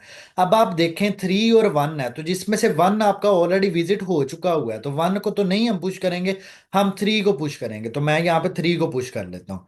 अच्छा, इसके बाद क्या होगा, और तो कोई नेबर नहीं है इसके अलावा, तो 3 को आप पॉप करेंगे। तो जैसे ही आपने पॉप किया तो 3 के अगेंस्ट इसके नेबर देखें, 2 है, 9 है और 10 है। तो आप 2, 9 और 10, तो 2 तो ऑलरेडी आपके पास स्टैक के अंदर मौजूद है, आपने इसको नहीं छेड़ना। इसी तरह 9 और 10 है, तो यहाँ पे मैं क्या कर लेता हूँ, 9, और यहाँ पे मैं कर लेता हूँ 10। अब 10 को यहाँ से पॉप करेंगे, तो यहाँ पे 10 प्रिंट होगा। 10 के नेबर कौन है, 10 का कनेक्टेड जो है वो सिर्फ 3 है।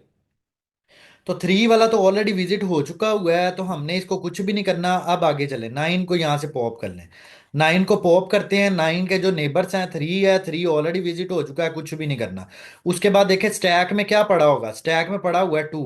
आप 2 को पॉप करें, 2 को प्रिंट कर लें। उसके बाद यहाँ पे 2 के जो नेबर हैं, जिस तरह 1, 3, 5, 9 और 8 है, तो आप यहाँ पे 1 ऑलरेडी विजिट हो चुका है, 3 भी ऑलरेडी विजिट हो चुका हुआ है। आपके पास रह क्या जाता है, 5, 7, 8। तो आप यहाँ पे 5 और 7, और यहाँ पे हम क्या करेंगे, 8 को पुश कर लेंगे।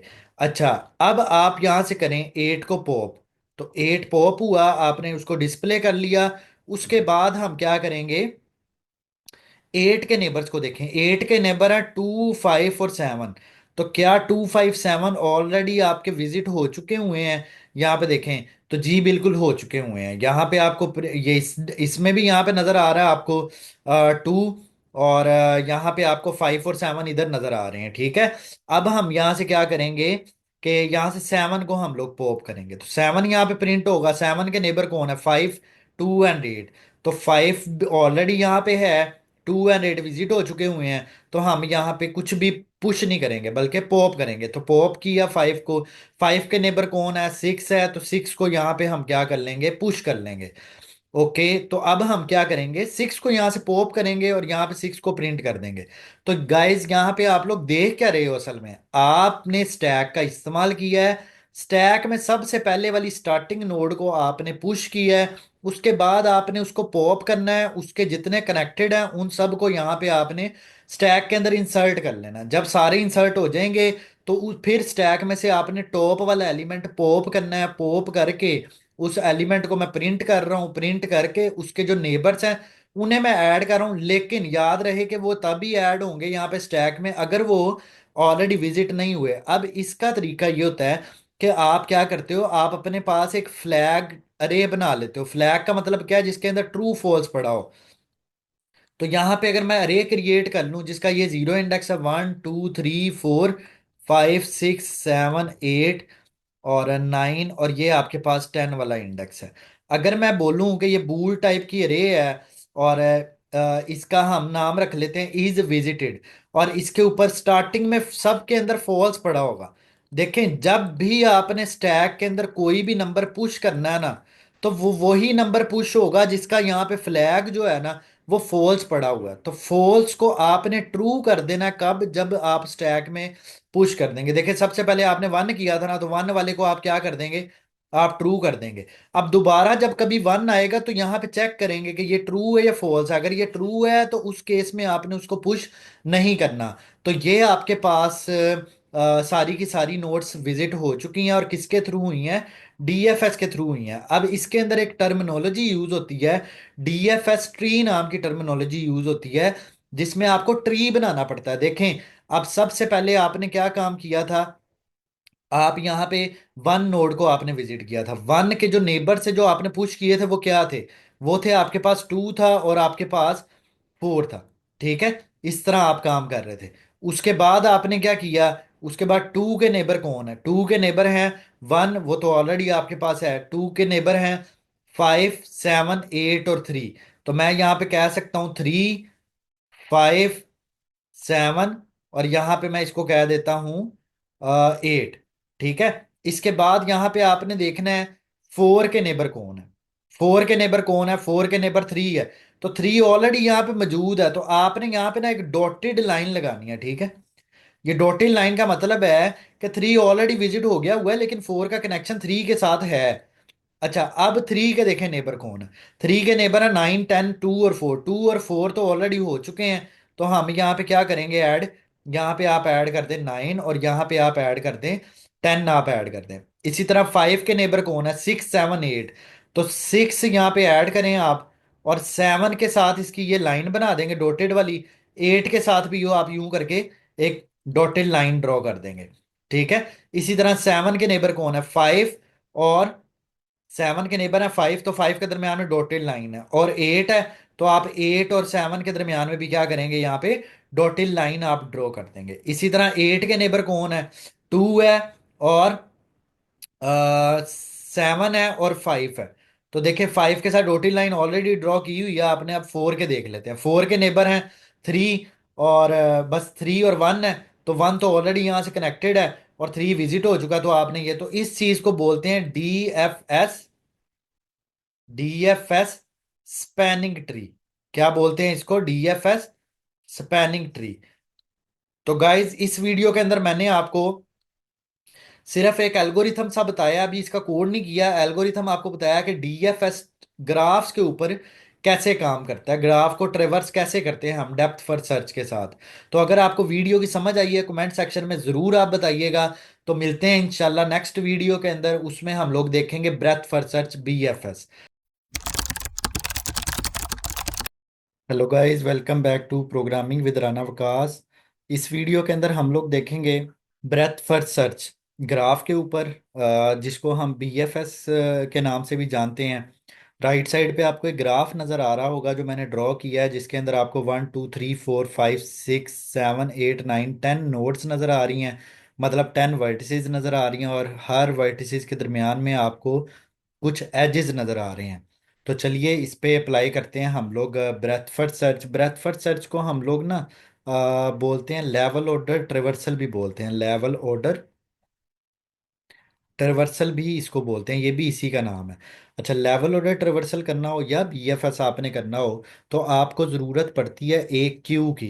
तो यहाँ पे हम लोग क्या करते हैं? एक क्यू क्रिएट कर लेते हैं। सपोज अभी क्यू है एम्प्टी आपकी। आपको पता है क्यू के दो मेथड होते हैं, एक NQ और दूसरा DQ आपके पास होता है।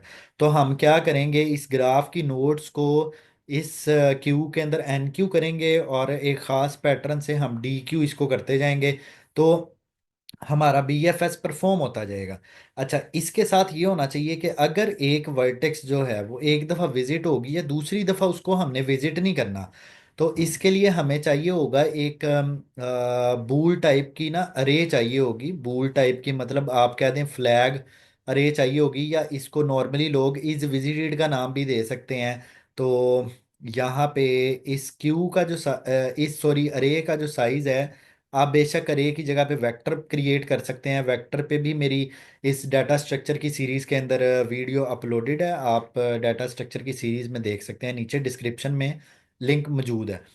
अच्छा, यहाँ पे आपके पास 0 इंडेक्स, इसी तरह 1 इंडेक्स, 2 इंडेक्स, 3, 4, 5, 6, 7, 8, 9, 10, इन सारे इंडेक्सेस के ऊपर ना स्टार्ट पे आपने क्या रखवा देना? फॉल्स।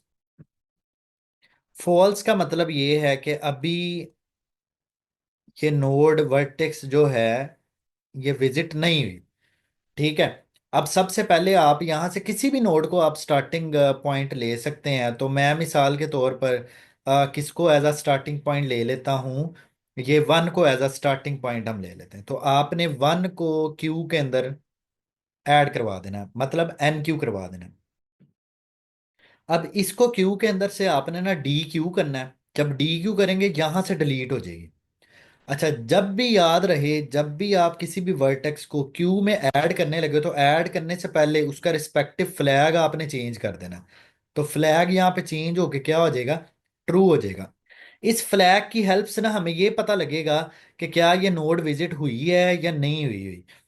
तो जब भी विजिट हमने ऐड करना होगा क्यू के अंदर तो हम देख लिया करेंगे, अगर तो फ्लैग यहाँ पे ट्रू है फिर नहीं हम लोग ऐड किया करेंगे। अच्छा, वन के आप देखें जरा कि कनेक्टेड कौन कौन सी नोड्स हैं, यहाँ पे 4 है और 2 है। तो आप यहाँ पे 4 को एन क्यू कर लें और 2 को एन क्यू कर लें। अच्छा, जैसे ही एनक्यू करेंगे तो 4 और 2 की जगह पे यहाँ पे आप क्या कर देंगे, आप ट्रू सेट कर देंगे यहाँ पे। अच्छा, इसी तरह फिर यहाँ से जब डी क्यू आप करेंगे अब, तो डी क्यू होएगा 4। तो यहाँ पे ना हम प्रिंट भी करते जाते हैं, यहाँ पे हम अगर वन वन पहले हुआ ना उसके बाद फिर 4 आपके पास है। और अगर इसका ट्री ड्रॉ करना हो तो सबसे पहले वन आया था, वन किनके साथ कनेक्टेड था, 4 के साथ और 2 के साथ कनेक्टेड था। अच्छा, 4 के नेबर्स देखें, वन है, वन का ऑलरेडी फ्लैग जो है वो ट्रू है। उसके बाद यहाँ पे देखें आप 4 3 के साथ भी कनेक्टेड है, 3 का फ्लैग फॉल्स है, तो आपने इसको ट्रू करके 3 को यहाँ पे ऐड कर देना है। अब मजीद कोई नहीं इसका नेबर, तो हम यहाँ से एन क्यू करेंगे, सॉरी डी क्यू करेंगे 2 को, 2 प्रिंट होगा। 2 के नेबर आप देख लें, 1 3 1 3 5 7 8 है। तो 1 3 ऑलरेडी ट्रू ट्रू है, 5, तो यहाँ पे 5 ऐड हो जाएगा। उसके बाद 7 है, 7 ऐड हो जाएगा। उसके बाद क्या है, 8 है, बिल्कुल 8 है, तो 8 को ट्रू कर देंगे और यहाँ पे 8 ऐड हो जाएगा। तो अब और कोई नेबर नहीं है, अब यहाँ से आप इसको बाहर निकालेंगे 3 को। अच्छा, अब ये जो 2 था आपके पास ये कनेक्टेड था ना आपका 5 7 और 8 के साथ। तो यहां से हम क्या करेंगे, 5 7 8 यहाँ पे ड्रॉ कर लेंगे, 5 और यहाँ पे 7 और यहाँ पे हम लोग 8 ड्रॉ कर लें आप इस तरह ना। अब यहाँ से 3 जब निकला है तो आप 3 को प्रिंट कर लें, ठीक है। उसके बाद 3 के नेबर देखें, 4 2 9 और 10। तो 3 के नेबर हैं आपके पास, अच्छा 3 भी यहाँ पे होना था ऐड। 3 के नेबर हैं आपके पास 4 2। अब देखो 4 ऑलरेडी विजिट हो चुका हुआ है, तो हम लोग क्या करेंगे, इसके दरमियान में ना डॉटेड लाइन बना लें, ठीक है। डॉटेड लाइन आपने ड्रॉ कर लेनी है। तो 4 दोबारा नहीं इधर ऐड होगा इसके अंदर क्यू के अंदर। उसके बाद आपके पास है 10 है, तो 10 पे देखें जरा, फॉल्स पड़ा है, इसको ट्रू कर दें और 10 को यहाँ पे ऐड कर दें। और इसके अलावा ये हम लोग 3 के गेंस कर रहे हैं, तो 3 के गेंस यहाँ पे आप 10 जो है इसको ड्रॉ भी कर लें। उसके बाद 9 है, 9 को यहाँ पे ड्रॉ करें और 9 का ये फ्लैग फॉल्स है, इसको ट्रू कर दें और 9 को यहाँ पे आप ऐड कर दें। और इसके अलावा आपको इसके साथ कनेक्टेड नजर आ रहा है 2, वो तो ऑलरेडी विजिट हो चुका हुआ था और उसके दरमियान में आपने ये लाइन भी ड्रॉ की हुई है। जिसके दरमियान ये लाइन नहीं ड्रॉ, ये वाली डार्क लाइन, तो उसके दरमियान में आपने डॉटेड लाइन ड्रॉ करनी है। अच्छा, अब नेक्स्ट चलते हैं, इसके बाद नेक्स्ट है आपके पास 5। तो 5 यहाँ पे प्रिंट होगा। 5 के गेंस्ट आप देखें कौन कौन 5 का नेबर है, 2 7 8 और 6। तो 2 7 8 6, 2 तो ऑलरेडी कनेक्टेड है, 7 और 8, और हम क्या करेंगे यहाँ पे, 2 7 8 और 6, 6 यहाँ पे आप ड्रॉ कर देंगे, ठीक है। तो ये 6 मैंने यहाँ पे ड्रॉ कर दिया। अब 6 के गेंस्ट आप देखें यहाँ पे फ्लैग फॉल्स पड़ा हुआ है, ठीक है, इसको ट्रू कर देंगे। बाकियों के भी फ्लैग हम देख रहे हैं जो कि ट्रू थे, तो हम यहाँ पे नहीं ऐड कर रहे उसको, तो यहाँ पे सिर्फ 6 ऐड हो जाएगा, ठीक है। इसके बाद क्या होगा, 7 यहाँ से डी क्यू होगा। जैसे ही 7 डी क्यू होगा आप उसको प्रिंट करेंगे। और 7 के डी क्यू होने पे 7 के नेबर देखें आप, 5 8 और 2। तो इन सब के फ्लैग्स जो हैं वो क्या हैं, वो ट्रू हैं, ठीक है, 5 7 2 के। तो हम क्या करेंगे, कुछ भी नहीं यहाँ पे कर रहे होंगे, हम लोग इधर ऐड भी नहीं करेंगे क्यू के अंदर। अब 8 को यहाँ से निकालें आप, 8 प्रिंट होगा। 8 के नेबर्स देख लें क्या क्या हैं। 8 के नेबर हैं आपके पास 2 5 7। तो 2 के साथ भी कनेक्टेड है, 5 के साथ भी है, 7 के साथ नहीं है, तो यहाँ पे हम लोग ड्रॉ कर लेते हैं 7 के साथ, ठीक है। ये लाइन वैसे तो जब 7 को कर रहे थे हम, तब हमें ये ड्रॉ करनी चाहिए थी डॉटेड लाइन, क्योंकि 7 8 के साथ कनेक्टेड था। तो इसके बाद हम क्या करेंगे, यहाँ से 10 निकलेगा, 10 प्रिंट होगा। उसके बाद क्या होगा, 10 के नेबर्स जो हैं 3 है, ऑलरेडी विजिट हो चुका हुआ है, यहाँ से पता लग रहा है हमें। और उसके बाद 9 आएगा और उसके बाद क्या आ जाएगा, 6 आ जाएगा। तो ये आपने लेवल ऑर्डर ट्रेवर्सल एक ग्राफ के ऊपर कर लिया, जिसको हम ब्रेथ फॉर सर्च बोलते हैं, क्यू का इस्तेमाल करके। ये फ्लैग आपको क्या हेल्प आउट कर रहा है, कि फ्लैग वाली अरे ये हेल्प आउट कर रही है कि ये विजिट हुआ है नोड या नहीं विजिट हुआ। नोड कह लें इसको, आप वर्टेक्स कह लें, मर्जी है आपकी। Hello guys, welcome back to programming with Rana Waqas. पिछली वीडियोस के अंदर मैंने आपको ग्राफ के ऊपर डीएफएस जो है वो परफॉर्म करना सिखाया था और आपको एक एल्गोरिथम बताया था उसका। अब आज की इस वीडियो के अंदर हम लोग करेंगे ग्राफ पे डीएफएस की इम्प्लीमेंटेशन। अब डीएफएस की इम्प्लीमेंटेशन के ना हमारे पास दो तरीके हैं। एक तो हम लोग रिकर्सिव कोड कर सकते हैं, दूसरा हम लोग आइटरेटिव कोड कर सकते हैं। तो देखें, अगर यहाँ पे ये मेरे पास ग्राफ है जो मैंने पिछली वीडियो के अंदर ड्रॉ किया था, जिसके अंदर आपको कुछ जो है वो वर्टिसेस थी जो कि आपस में इंटरकनेक्टेड थी थ्रू एजेस। तो अगर मैं इसको चला के देखूं तो इसको चाहिए कि ये मुझे एक तो एडजेसेंसी लिस्ट पे ये मुझे बता दे कि कौन सी वाली जो एज है वो किस किस के साथ कनेक्ट है। दूसरा ये क्या करे कि मुझे डीएफएस ट्रेवर्सल के साथ मुझे बता दे कि मैं अगर स्टार्ट वन नोड से करता हूँ तो मैं किस किस वर्टेक्स के ऊपर मूव कर सकता हूँ अगर डीएफएस ट्रेवर्सल के थ्रू काम करते हैं। तो चलिए इसका कोड करते हैं हम। तो ये इस टाइम पे वो कोड है जो मैंने आपको ग्राफ जब एडजेसेंसी लिस्ट के थ्रू इम्प्लीमेंट करवाया था अपनी पिछली वीडियोस के अंदर। इस सीरीज़ के अंदर आप देख सकते हैं, डाटा स्ट्रक्चर का लिंक भी नीचे डिस्क्रिप्शन में मौजूद है। तो ये अब प्योर वो कोड है जो कि हमने सिंपल, जिसके अंदर कोई डीएफएस बीएफएस वगैरह कुछ भी नहीं है। अगर मैं इस कोड को चलाऊं तो ये मुझे सिर्फ और सिर्फ लिस्ट प्रिंट करेगा और उस लिस्ट के अंदर मुझे बता देगा कि मतलब इस ये वाली लिस्ट की बात कर रहा हूँ, ये लिस्ट के अंदर मुझे बता देगा कौन सी वाली जो वर्टेक्स है वो किस किस एज किस किस दूसरी वर्टेक्स के साथ कनेक्टेड है। और ये एक अनवेटेड आपके पास ग्राफ है। यहाँ से आपको पता चल सकता है कि आपने हर एक वर्टेक्स के आगे पूरी क्या एक लगाई है, एक एम्प्टी इंटीजर टाइप की आपने लिस्ट लगाई है। अब इसके अंदर अगर मैं यहाँ पे बोलूँ कि G dot D F S perform करना है और यहाँ पे ना मुझे स्टार्टिंग नोड बतानी पड़ेगी कौन सी वाली है। तो हमारे इस केस के अंदर स्टार्टिंग नोड जो है वो वन की है। देखें यहाँ पे जब मैंने ग्राफ क्रिएट किया है ना तो मैंने 11 नोड्स के साथ क्रिएट किया है। 11 नोड्स का मतलब है 0 से लेके 10 तक। तो आप यहाँ पे देख सकते हैं कि लास्ट जो मेरे पास एज का नंबर, लास्ट जो वर्टेक्स का नंबर है ना वो मेरे पास 10 है। तो 0 मेरे पास कोई भी जो वर्टेक्स है नहीं है। इसीलिए मैंने जब डिस्प्ले भी करवाया ना, तो अगर मैं यहाँ पे डिस्प्ले करवाते हुए ज़ीरो से इसको इनिशियलाइज करूँगा लूप को, तो इसको मैं कमेंट कर देता हूँ। अगर मैं इसको ज़ीरो से इनिशियलाइज करूँ जो डिस्प्ले वाला लूप है, तो ये आपको ज़ीरो के अगेंस्ट बताएगा कि किसी नोड के साथ भी ये कनेक्टेड नहीं है। तो इसीलिए मैंने यहाँ पे लूप को कहाँ से स्टार्ट किया है, वन से स्टार्ट किया। तो चलें अब हम लोग डीएफएस का कोड करते हैं। अच्छा, डीएफएस का कोड करते हुए लाजमी बात है ये फंक्शन अगर मैंने कॉल किया तो ये फंक्शन यहाँ पे होना चाहिए पब्लिक वॉइड डीएफएस इसका नाम है। इसके अंदर मेरे पास क्या आएगी, एक स्टार्टिंग वर्टेक्स आएगी जिसको मैं कह देता हूँ स्टार्ट वर्टेक्स।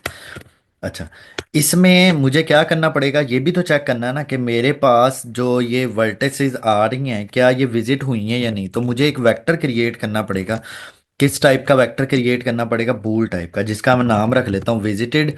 और इसके अंदर हम भेज देते हैं नंबर ऑफ वर्टिसेस जो आपके पास हैं वो, और साथ में हर एक इंडेक्स पे क्या रखवा देते हैं हम लोग, फॉल्स रखवा देते हैं।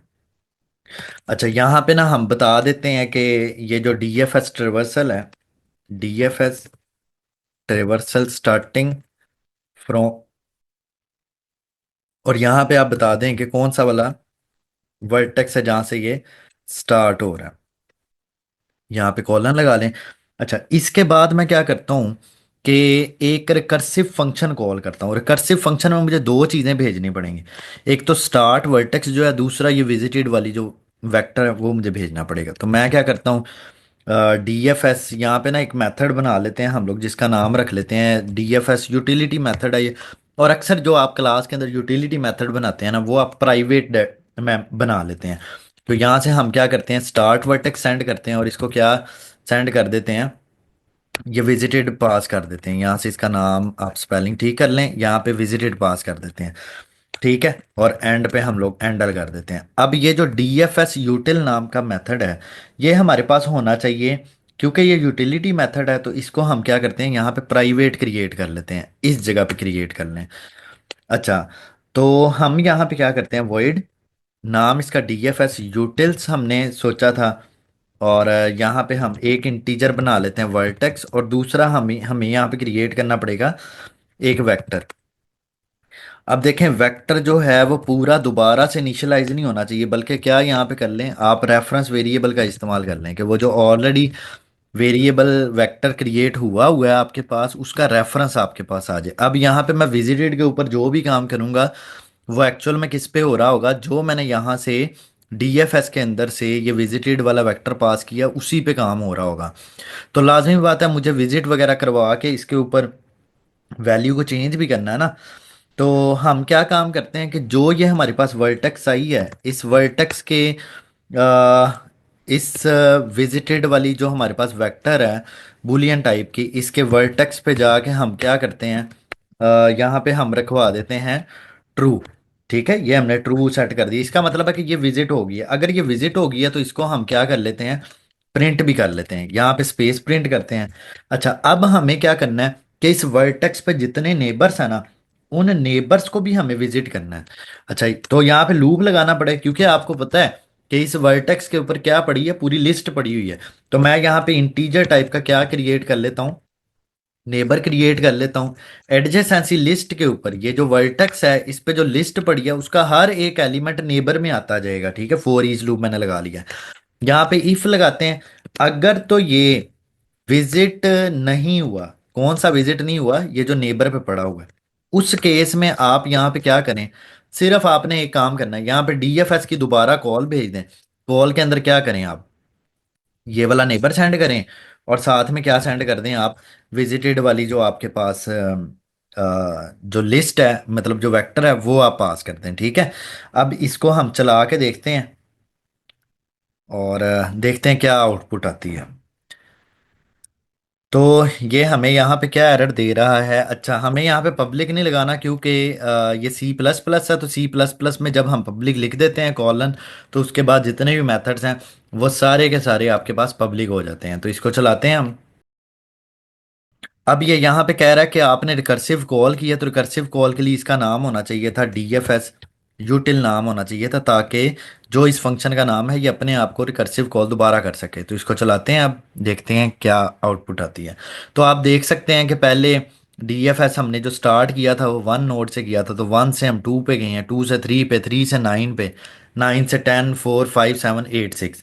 तो ये हमने विजिट्स की हैं। तो ये डीएफएस का कौन सा सोल्यूशन था, ये डीएफएस का रिकर्सिव सॉल्यूशन था। तो अगर तो आपको ये रिकर्सिव सॉल्यूशन समझ में आया है, तो आप वीडियो को लाइक करना मत भूलिएगा। अगर आप चैनल पे नए हैं तो चैनल को सब्सक्राइब कर लें, ताकि आने वाली वीडियोस का नोटिफिकेशन आप तक पहुंचते रहें। नेक्स्ट वीडियो के अंदर मैं आपको करवाऊंगा डीएफएस ही, लेकिन हम आइटरेटिव सॉल्यूशन के साथ करेंगे, स्टैक डाटा स्ट्रक्चर का इस्तेमाल करते हुए। Hello guys, welcome back to programming with Rana Waqas. पिछली वीडियो के अंदर मैंने आपको बताया था डीएफएस के बारे में, इम्प्लीमेंट हमने किया था डीएफएस को ग्राफ के ऊपर, और ग्राफ इम्प्लीमेंट हुआ था एडजेसेंसी लिस्ट को यूज़ करते हुए, और अनवेटेड ग्राफ था। अच्छा, इस पे ये था कि हमने जब डीएफएस परफॉर्म किया था तो एक मेथड क्रिएट किया था डीएफएस यूटिल के नाम से, जो कि रिकर्सिव मेथड था। हमने इसके थ्रू काम किया था। इसको चला के देखते हैं, इसकी इसी काम को हमने फिर करना है आइटरेटिव सॉल्यूशन के साथ। कभी आपके एग्जाम के अंदर या इंटरव्यू के अंदर आपसे पूछ लिया जाता है कि यही वाला जो डीएफएस परफॉर्म करना है, वो आप बजाय रिकर्सिव के आप आइटरेटिव सॉल्यूशन इसका प्रोवाइड करें। तो उस केस में आपको ये मेरी वीडियो जो है वो काफ़ी काम आ सकती है। तो देखें, यहाँ से डीएफएस ही कॉल किया, मैंने इससे बोला है कि कहाँ से स्टार्ट करो, वन वाली जो वर्टेक्स है वहाँ से स्टार्ट करो। आप यहाँ पे वर्टेक्स जो सी मर्जी यहाँ पे पास कर सकते हैं।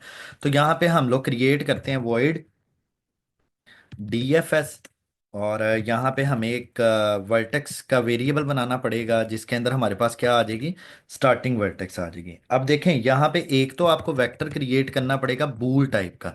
ये बूल टाइप का किस लिए आपको करना पड़ेगा, ताकि हम ये चेक कर सकें कि कोई भी नोड पहले से विजिट हुई है या नहीं हुई, और इसका साइज उतना ही होना चाहिए जितनी के वर्टिसेस हैं आपके पास, और इसके हर इंडेक्स पे क्या पड़ा हो, फॉल्स पड़ा हो। दूसरा, हमें इसके अंदर ज़रूरत पड़ती है स्टैक की। जब स्टैक की ज़रूरत पड़ती है तो लाजमी बात है आपको यहाँ पे क्या करना पड़ेगा, ऊपर हैश इंक्लूड स्टैक का आपको इस्तेमाल करना पड़ेगा। अच्छा, यहाँ पे स्टैक भी मैंने इंटीजर टाइप की बनाई है। जो आपका डाटा होगा ना, उस टाइप की आपने यहाँ पे स्टैक क्रिएट करनी है, क्योंकि डाटा आपने इसके अंदर पुश या फिर पॉप आप इसके अंदर करवा रहे होगे। अच्छा, अब जैसी फर्स्ट नोड आई है तो आपने उसको क्या कर देना है, पुश कर देना आपने किसके अंदर, स्टार्टिंग नोड के अंदर। यहाँ पे मतलब स्टार्ट वर्टेक्स जो है, उसको आपने यहाँ पे पुश कर देना स्टैक के ऊपर। जैसे ही आपने इसको पुश कर दिया है, अब हमारा काम स्टार्ट हो सकता है। तो हम यहाँ से क्या करते हैं, इसके ऊपर लिख देते हैं DFS ट्रिवर्सल यूजिंग, या फिर इसको आप कह सकते हैं स्टार्टिंग फ्रॉम वर्टेक्स, और यहाँ पे आप इसको कह दें स्टार्ट वर्टेक्स। तो अगर 1 है तो डिस्प्ले हो जाएगा कि ये 1 से हम स्टार्ट कर रहे हैं इसको, 1 से ये स्टार्ट हो रही है। अगर 2 से 5 से जिधर से भी आपने कहा होगा तो ये वो नंबर यहाँ पे डिस्प्ले कर देगा। अच्छा, अब हमने लूप कहाँ तक चलाना है, जब तक स्टैक क्या नहीं हो जाती, एम्प्टी नहीं हो जाती, तब तक हमारा यहाँ पे लूप चलता रहेगा, तब तक ये स्टॉप नहीं करेगा। अब हमने स्टैक के ऊपर से ना टॉप एलिमेंट जो है उसको निकाल के अपने पास रख लेना, क्योंकि अगर हम पॉप करेंगे ना, तो यहाँ पे हमें पॉप का मेथड जो ऑलरेडी स्टैक बनी है, वो वो नंबर नहीं रिटर्न करेगा। तो हम क्या करते हैं, यहाँ पे एक करंट नाम का वेरिएबल बनाते हैं, इसके अंदर क्या करते हैं एस डॉट टॉप रखवा देते हैं। जैसे ही एस डॉट टॉप आ गया ना हमारे पास, अब बेशक आप स्टैक में से क्या कर दो, पॉप कर दो, जो भी नंबर इसके टॉप पे पड़ा होगा वो हमारे पास आ जाएगा और स्टैक में से वो निकल जाएगा। अब आपने ये चेक करना है कि क्या ये विजिट हुई हुई है या नहीं हुई। कौन विजिट हुई हुई है, ये जो करंट वाली आपके पास वर्टेक्स है, ये विजिट हुई हुई है नहीं हुई। अच्छा, अगर तो ये विजिट नहीं हुई होगी, फॉल्स आएगा और नोट इसको क्या कर देगा, ट्रू कर देगा। उस केस में ये आपकी इफ चलेगी। यहाँ पे सिर्फ आपने सादा सा काम करना है, यहाँ पे करंट को डिस्प्ले कर दें, और उसके बाद विजिटेड वाली जो आपके पास वेक्टर है, उसके करंट इंडेक्स पे जाए क्या स्टोर कर दें, ट्रू स्टोर कर दें। यार ये तो आपने सिर्फ वो नोड भी विजिट किया ना, अब उसके जितने भी नेबर्स हैं वो हमें क्या करने पड़ेंगे, वो हमें स्टैक के अंदर पुश करने पड़ेंगे। तो हम यहाँ पे लगाते हैं फोर लूप। अच्छा, फोर लूप के अंदर, अच्छा आप एडजेसेंसी लिस्ट जो पड़ी हुई है इस करंट वर्टेक्स के अंदर, एडजेसेंसी लिस्ट के अंदर यहाँ पे अगर मैंने जो यहाँ पे वेक्टर बनाया था, इसका नाम रखा था एडजेसेंसी लिस्ट, इसके हर एक इंडेक्स पे क्या पड़ी है, लिस्ट पड़ी है। इस लिस्ट को ट्रेवर्स करने के भी आपको पता दो तरीके हैं। या तो आप आइट्रेटिव इसका कर लो, या फिर आपको अगर डाटा टाइप नहीं पता तो आप यहाँ पे क्या करो, इसको ऑटो आइट सपोज आपने वेरिएबल का नाम रख लिया IT, उस पर आइट्रेट करने के लिए एडजेसेंसी लिस्ट के किस इंडेक्स पे जाओ, करंट इंडेक्स पे जाओ। ठीक है, और इसके ना आपको क्या करना पड़ेगा, आर बिगिन, कि इसकी लिस्ट के जो स्टार्टिंग वाली नोड है वहां से स्टार्ट करें, और इस जब तक ये क्या ना हो जाए, नॉट इक्वल टू, जब तक एंड तक ना पहुंच जाए एडजेसेंसी लिस्ट के किस इंडेक्स पे, करंट इंडेक्स पे, ये कहाँ तक ना पहुंच जाए, एंड तक। जब जब तक ना पहुंच जाए तब तक क्या करो, प्लस प्लस, या फिर ये जो आइट्रेशन का पॉइंटर है इसमें आप प्लस प्लस करते जाओ। ठीक है, तो ये आपके पास पॉइंटर है, जिस पॉइंटर के अंदर जो जिस नोड पे आप हैं उसके आगे जो भी लिस्ट लगी है उसके स्टार्ट से चलेगा और उसके एंड तक ये लूप चल रहा होगा। और मैं यहाँ पे क्या करूँगा, क्योंकि ये जो आइट्रेशन आपने बनाया, यहाँ पे IT बनाया है, ये आपके पास पॉइंटर है, तो मुझे यहाँ पे चेक करना पड़ेगा कि विजिटेड के ऊपर इसको डी रेफर करके कि क्या ये वैल्यू विजिट हुई है या नहीं हुई। अगर तो नहीं हुई तो आप इसको क्या कर देंगे, यहाँ पे पुश कर देंगे। तो ये था कोड इसका, बड़ा सादा सा आइटरेटिव सॉल्यूशन है ये। जब ये सारा लूप खत्म हो जाएगा यहाँ पे, तो आप सी आउट हैंडल करते हैं। तो अब इसको हम चला के देखते हैं क्या आउटपुट आती है। तो आप देख सकते हैं हमारे पास बिल्कुल सेम वही आउटपुट है। 1 से 2 गए, 2 से 3 9 10 4 5 7 8 एंड 6। तो दोनों तरह से आपको DFS परफॉर्म करना आ गया, इटरेटिव सॉल्यूशन का भी आपको पता चल गया। आपको जो रिकर्सिव सोल्यूशन है उसका भी पता लग गया है। तो होप्स हो कि आपको मेरी वीडियो से ज़्यादा नहीं तो कुछ ना कुछ ज़रूर फ़ायदा हो रहा होगा। चैनल को सब्सक्राइब करना मत भूलिएगा, और कमेंट सेक्शन में आप बता सकते हैं अगर आपको कोई कन्फ्यूजन हो, या फिर आपका कोई क्वेश्चन है, या आपकी कोई सजेशन है। मैं ज़रूर उसको रीड करके आपको भी कमेंट बैक करूँगा। और अगर कोई आपको किसी टॉपिक पे वीडियो चाहिए होगी तो वो भी मैं ज़रूर आने वाली वीडियोस में बनाकर अपलोड कर दूंगा। Thank you so much. Take care. Hello guys, welcome back to programming with Rana Waqas. पिछली वीडियोज के अंदर हमने देखा था डीएफएस क्या होता है, बीएफएस क्या होता है, इसको ग्राफ के ऊपर आप कैसे परफॉर्म करते हैं, थ्योरेटिकल नॉलेज हमने देखा था। और इससे पिछली वीडियो के अंदर मैंने आपको डीएफएस स्टैक को इस्तेमाल करके आइटरेटिव सॉल्यूशन एक आपको करवाया था, जो कि आपको उस वीडियो के अंदर मैंने हर चीज़ एक्सप्लेन की थी। इस सीरीज़ के अंदर आपको डिफरेंट टाइप की वीडियोस डाटा स्ट्रक्चर से रिलेटेड मिल रही हैं। उस इस सीरीज़ का लिंक मैंने डिस्क्रिप्शन में दे दिया है।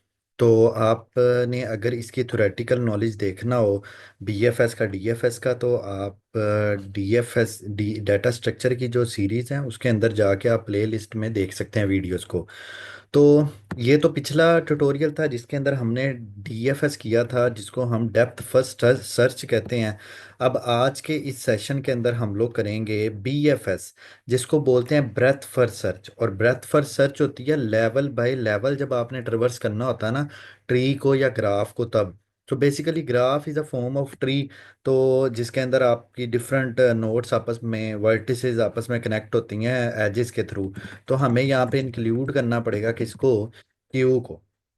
इसके लिए, क्योंकि जब हम बीएफएस परफॉर्म करते हैं ना ब्रेथ फर्स्ट सर्च, तो हमें क्यू की ज़रूरत पड़ती है लेवल बाय लेवल ट्रेवर्स करने के लिए। तो देखें हम यहाँ पे मेन के अंदर क्या करेंगे, यहाँ पे ग्राफ के ऊपर कॉल करेंगे बीएफएस, और इसके अंदर हमें स्टार्टिंग नोड पास करनी पड़ेगी। तो ये हम बीएफएस ट्रेवर्सल का कोड करने लगे हैं अपने एग्जिस्टिंग ग्राफ के ऊपर, जिसमें हमने ऑलरेडी डीएफएस किया हुआ है। अब देखें यहाँ पे वॉइड टाइप का हमें मेथड क्रिएट करना पड़ेगा बीएफएस, और इसके अंदर एक हमारे पास आ जाएगी इंटीजर स्टार्ट वर्टेक्स। इसमें हमें सबसे पहला काम ये करना पड़ेगा, क्योंकि आपने ये भी देखना है कि कोई भी नोड जो है या वर्टेक्स जो है वो पहले से विजिट हुई हुई है या नहीं हुई हुई। तो मैं क्या करता हूँ, एक वेक्टर क्रिएट करता हूँ जिसकी टाइप मैं रख देता हूँ बूल। और बूल टाइप का यहाँ पे इसका नाम रख लेते हैं विजिटेड, विजिटेड। और यहाँ पे जो इसका साइज है, कितने साइज की ये होनी चाहिए, वो टोटल नंबर ऑफ वर्टिसेस। ये देखें मैंने यहाँ पे एक वेरिएबल बनाया है जिसके अंदर मैं स्टोर करवा देता हूँ total number of vertices. Main में देखें आपने जब ग्राफ क्रिएट किया 11 आपने पास किया है, तो यहाँ पे हम लिख देते हैं नम वर्टिसेस। और हर एक के ऊपर क्या पड़ा होना चाहिए, हर एक इंडेक्स पे फॉल्स पड़ा होना चाहिए कि अभी कोई भी विजिट नहीं हुई। इसके साथ हमें चाहिए होगी क्यू, इंटीजर टाइप की। याद रहेगी क्यू उस टाइप की बनेगी जिस टाइप का आपके पास डाटा, अगर डाटा आपके पास इंटीजर टाइप का ये देख लें, तो आप क्या करेंगे, यहाँ पे क्यू भी इंटीजर टाइप की आप बनाएंगे। अब विजिटेड के ऊपर जो आपकी सबसे पहली वाली स्टार्ट वर्टेक्स आई है, मैं इसको कर दूंगा ट्रू, क्योंकि ये विजिट हो गई है। ठीक है, जो स्टार्टिंग वाली आई है, और ये अगर विजिट हो गया तो मैं इसको पुश कर देता हूँ किसके अंदर, क्यू के अंदर। यहाँ पे ये जो स्टार्ट वर्टेक्स है ये आप क्यू में ऐड करते हैं। वैसे क्यू का जो ऐड का मेथड होता है उसको एन क्यू कहते हैं, लेकिन यहाँ पे जो क्यू हमें बिल्ड इन क्यू मिलती है उसके अंदर जो ऐड वाला मेथड है उसको हम पुश बोलते हैं। ठीक है, तो अच्छा, ये तो आपने करा दी स्टार्टिंग नोड ऐड। अब हम यहाँ पे एक मैसेज डिस्प्ले कर लेते हैं कि ये बी एफ एस ट्रेवर्सल है, बी एफ एस ट्रेवर्सल, ताकि ये मैसेज डिस्प्ले हो सके स्टार्टिंग फ्रॉम वर्टेक्स। यहाँ पे स्टार्टिंग कौन सी वाली वर्टेक्स आ जाएगी, ये वाली स्टार्ट वर्टेक्स ये आ जाएगी। और इसके बाद हम क्या करते हैं, कॉलन यहाँ पे लगा देते हैं। इसके बाद हमें क्या करना पड़ेगा, यहाँ पे एक लूप लगाना पड़ेगा। कब तक, जब तक ये जो क्यू है ये क्या नहीं हो जाती, Q dot is empty, Q dot empty. ठीक है, जावा के अंदर इज एम्प्टी होता है, यहाँ पे एम्प्टी का मेथड है। तो यहाँ पे एम्प्टी का मेथड हम कॉल कर लेते हैं। ये कॉल कर लिया हमने, जब तक नहीं हो जाता एम्प्टी तब तक आपने क्या करना है कि क्यू के फ्रंट पे जो पड़ा हुआ है ना, क्यू डॉट फ्रंट, ये वाला एलिमेंट ना आपने रखवा लेना अपने पास, एक इंटीजर करंट बना लें या टेम्प बना लें, मर्जी है आपकी, जो सा मर्जी वेरिएबल यहाँ पे बना लें, नाम रख लें। यहाँ पे आपने करंट नाम का एक वेरिएबल बनाया है, और आप क्या करते हैं, क्यू डॉट पॉप कर देते हैं कि ये एलिमेंट जो फ्रंट वाला आपके पास स्टोर हो गया अब ये क्यू में से निकल जाए। और सी आउट करते हैं इस करंट को कि ये करंट विजिट हो गया। देखें जैसे ही करंट विजिट होगा, अब हमें इस करंट के जो नेबर्स है ना वो चाहिए। अब क्योंकि आपने यूज की हुई है एडजेसेंसी लिस्ट, हर एक इंडेक्स के ऊपर पूरी एक लिस्ट पड़ी हुई है, तो हम यहाँ पे इधर क्या करेंगे, हम यहाँ पे एक लूप लगाएंगे, फॉर ईच लूप आप लगा लें। यहाँ पे एक इंटीजर हम लोग क्या करते हैं, नेबर क्रिएट कर लेते हैं, कॉलन एडजेसेंसी लिस्ट के ऊपर से ये नेबर आ रहे होंगे, और कौन से वाले इंडेक्स पे, एडजेसेंसी लिस्ट के करंट वाले इंडेक्स से आ रहे होंगे। अच्छा, जैसे ये आते जाएंगे तो मुझे यहाँ पे ना चेक करना है कि ये विजिट तो नहीं हो गया। तो विजिटेड वाली अरे आपको बता देगी कि ये विजिट हुआ है या नहीं हुआ। अगर तो ये नेबर विजिट नहीं हुआ तो उस केस में हम क्या करेंगे, विजिटेड वाली जो अरे है उसके ऊपर इसको ट्रू कर देंगे। अगर ये ट्रू हो जाती है ये कंडीशन यहाँ पे, तो इसका मतलब है कि वो नेबर विजिट नहीं हुआ, तो हमने कहना है कि ये नेबर विजिट हो गया अब। और होने के बाद इसको हमने क्यू के अंदर क्या कर देना है, ऐड कर देना है इसको। तो ये देखें नेबर मैंने ऐड कर दिया। तो और जब ये सारा कोड खत्म हो जाएगा तो एंड पे आके मैं क्या करता हूँ, यहाँ पे एंड एल कर देता हूँ। अच्छा, अब इसको चला के देखते हैं हम कि ये हमें क्या प्रिंट करता है। तो आप देख सकते हैं कि यहाँ पे ग्राफ का पहले तो क्या प्रिंट हो रहा था, डीएफएस ट्रेवर्सल प्रिंट हो रहा था। अभी यहाँ पे क्या हुआ है, ब्रेथ फॉर सर्च बीएफएस भी यहाँ पे प्रिंट हो रहा है। आप पहले 1 से 2 वाली नोड पे गए, 2 से 4 वाली पे, 4 से 3, 5, 7, 8, 9, 10, 6 पे आप गए। तो ये आपका है लेवल ऑर्डर ट्रेवर्सल। इसको हम बोलते हैं लेवल ऑर्डर ट्रेवर्सल। ये कॉलन यहाँ पे लगाने की बजाय एंड पे लगा दें, ठीक है, ताकि जब ये डिस्प्ले हो तो आपको दो कॉलन नजर आ रहे होंगे। यहाँ पे 1 के बाद यहाँ पे आपको कॉलन नजर आ रहा है। तो ये था ब्रेथ फॉर सर्च। होप्स हो कि आपको ब्रेथ फॉर सर्च का जो कोड है ग्राफ के ऊपर वो आपको समझ आ गया होगा। तो नेक्स्ट वीडियोस के अंदर हम लोग मज़ीद एल्गोरिथम्स वगैरह देखेंगे, जैसे कि स्पैनिंग ट्रीज जो होते हैं हमारे पास, minimum spanning tree, shortest path graph के अंदर अगर आपने सर्च करना हो उसके एल्गोरिथम्स हम देखेंगे। अगर आप चैनल पे नए हैं तो चैनल को सब्सक्राइब कर लें, बेल आइकन को ज़रूर प्रेस कर लीजिएगा ताकि आने वाली वीडियोस के नोटिफिकेशंस आप तक पहुंच सकें। कमेंट सेक्शन में ज़रूर बताइएगा कि आपको ये वीडियो लेक्चर कैसा लगा। Stay tuned with my channel, take care.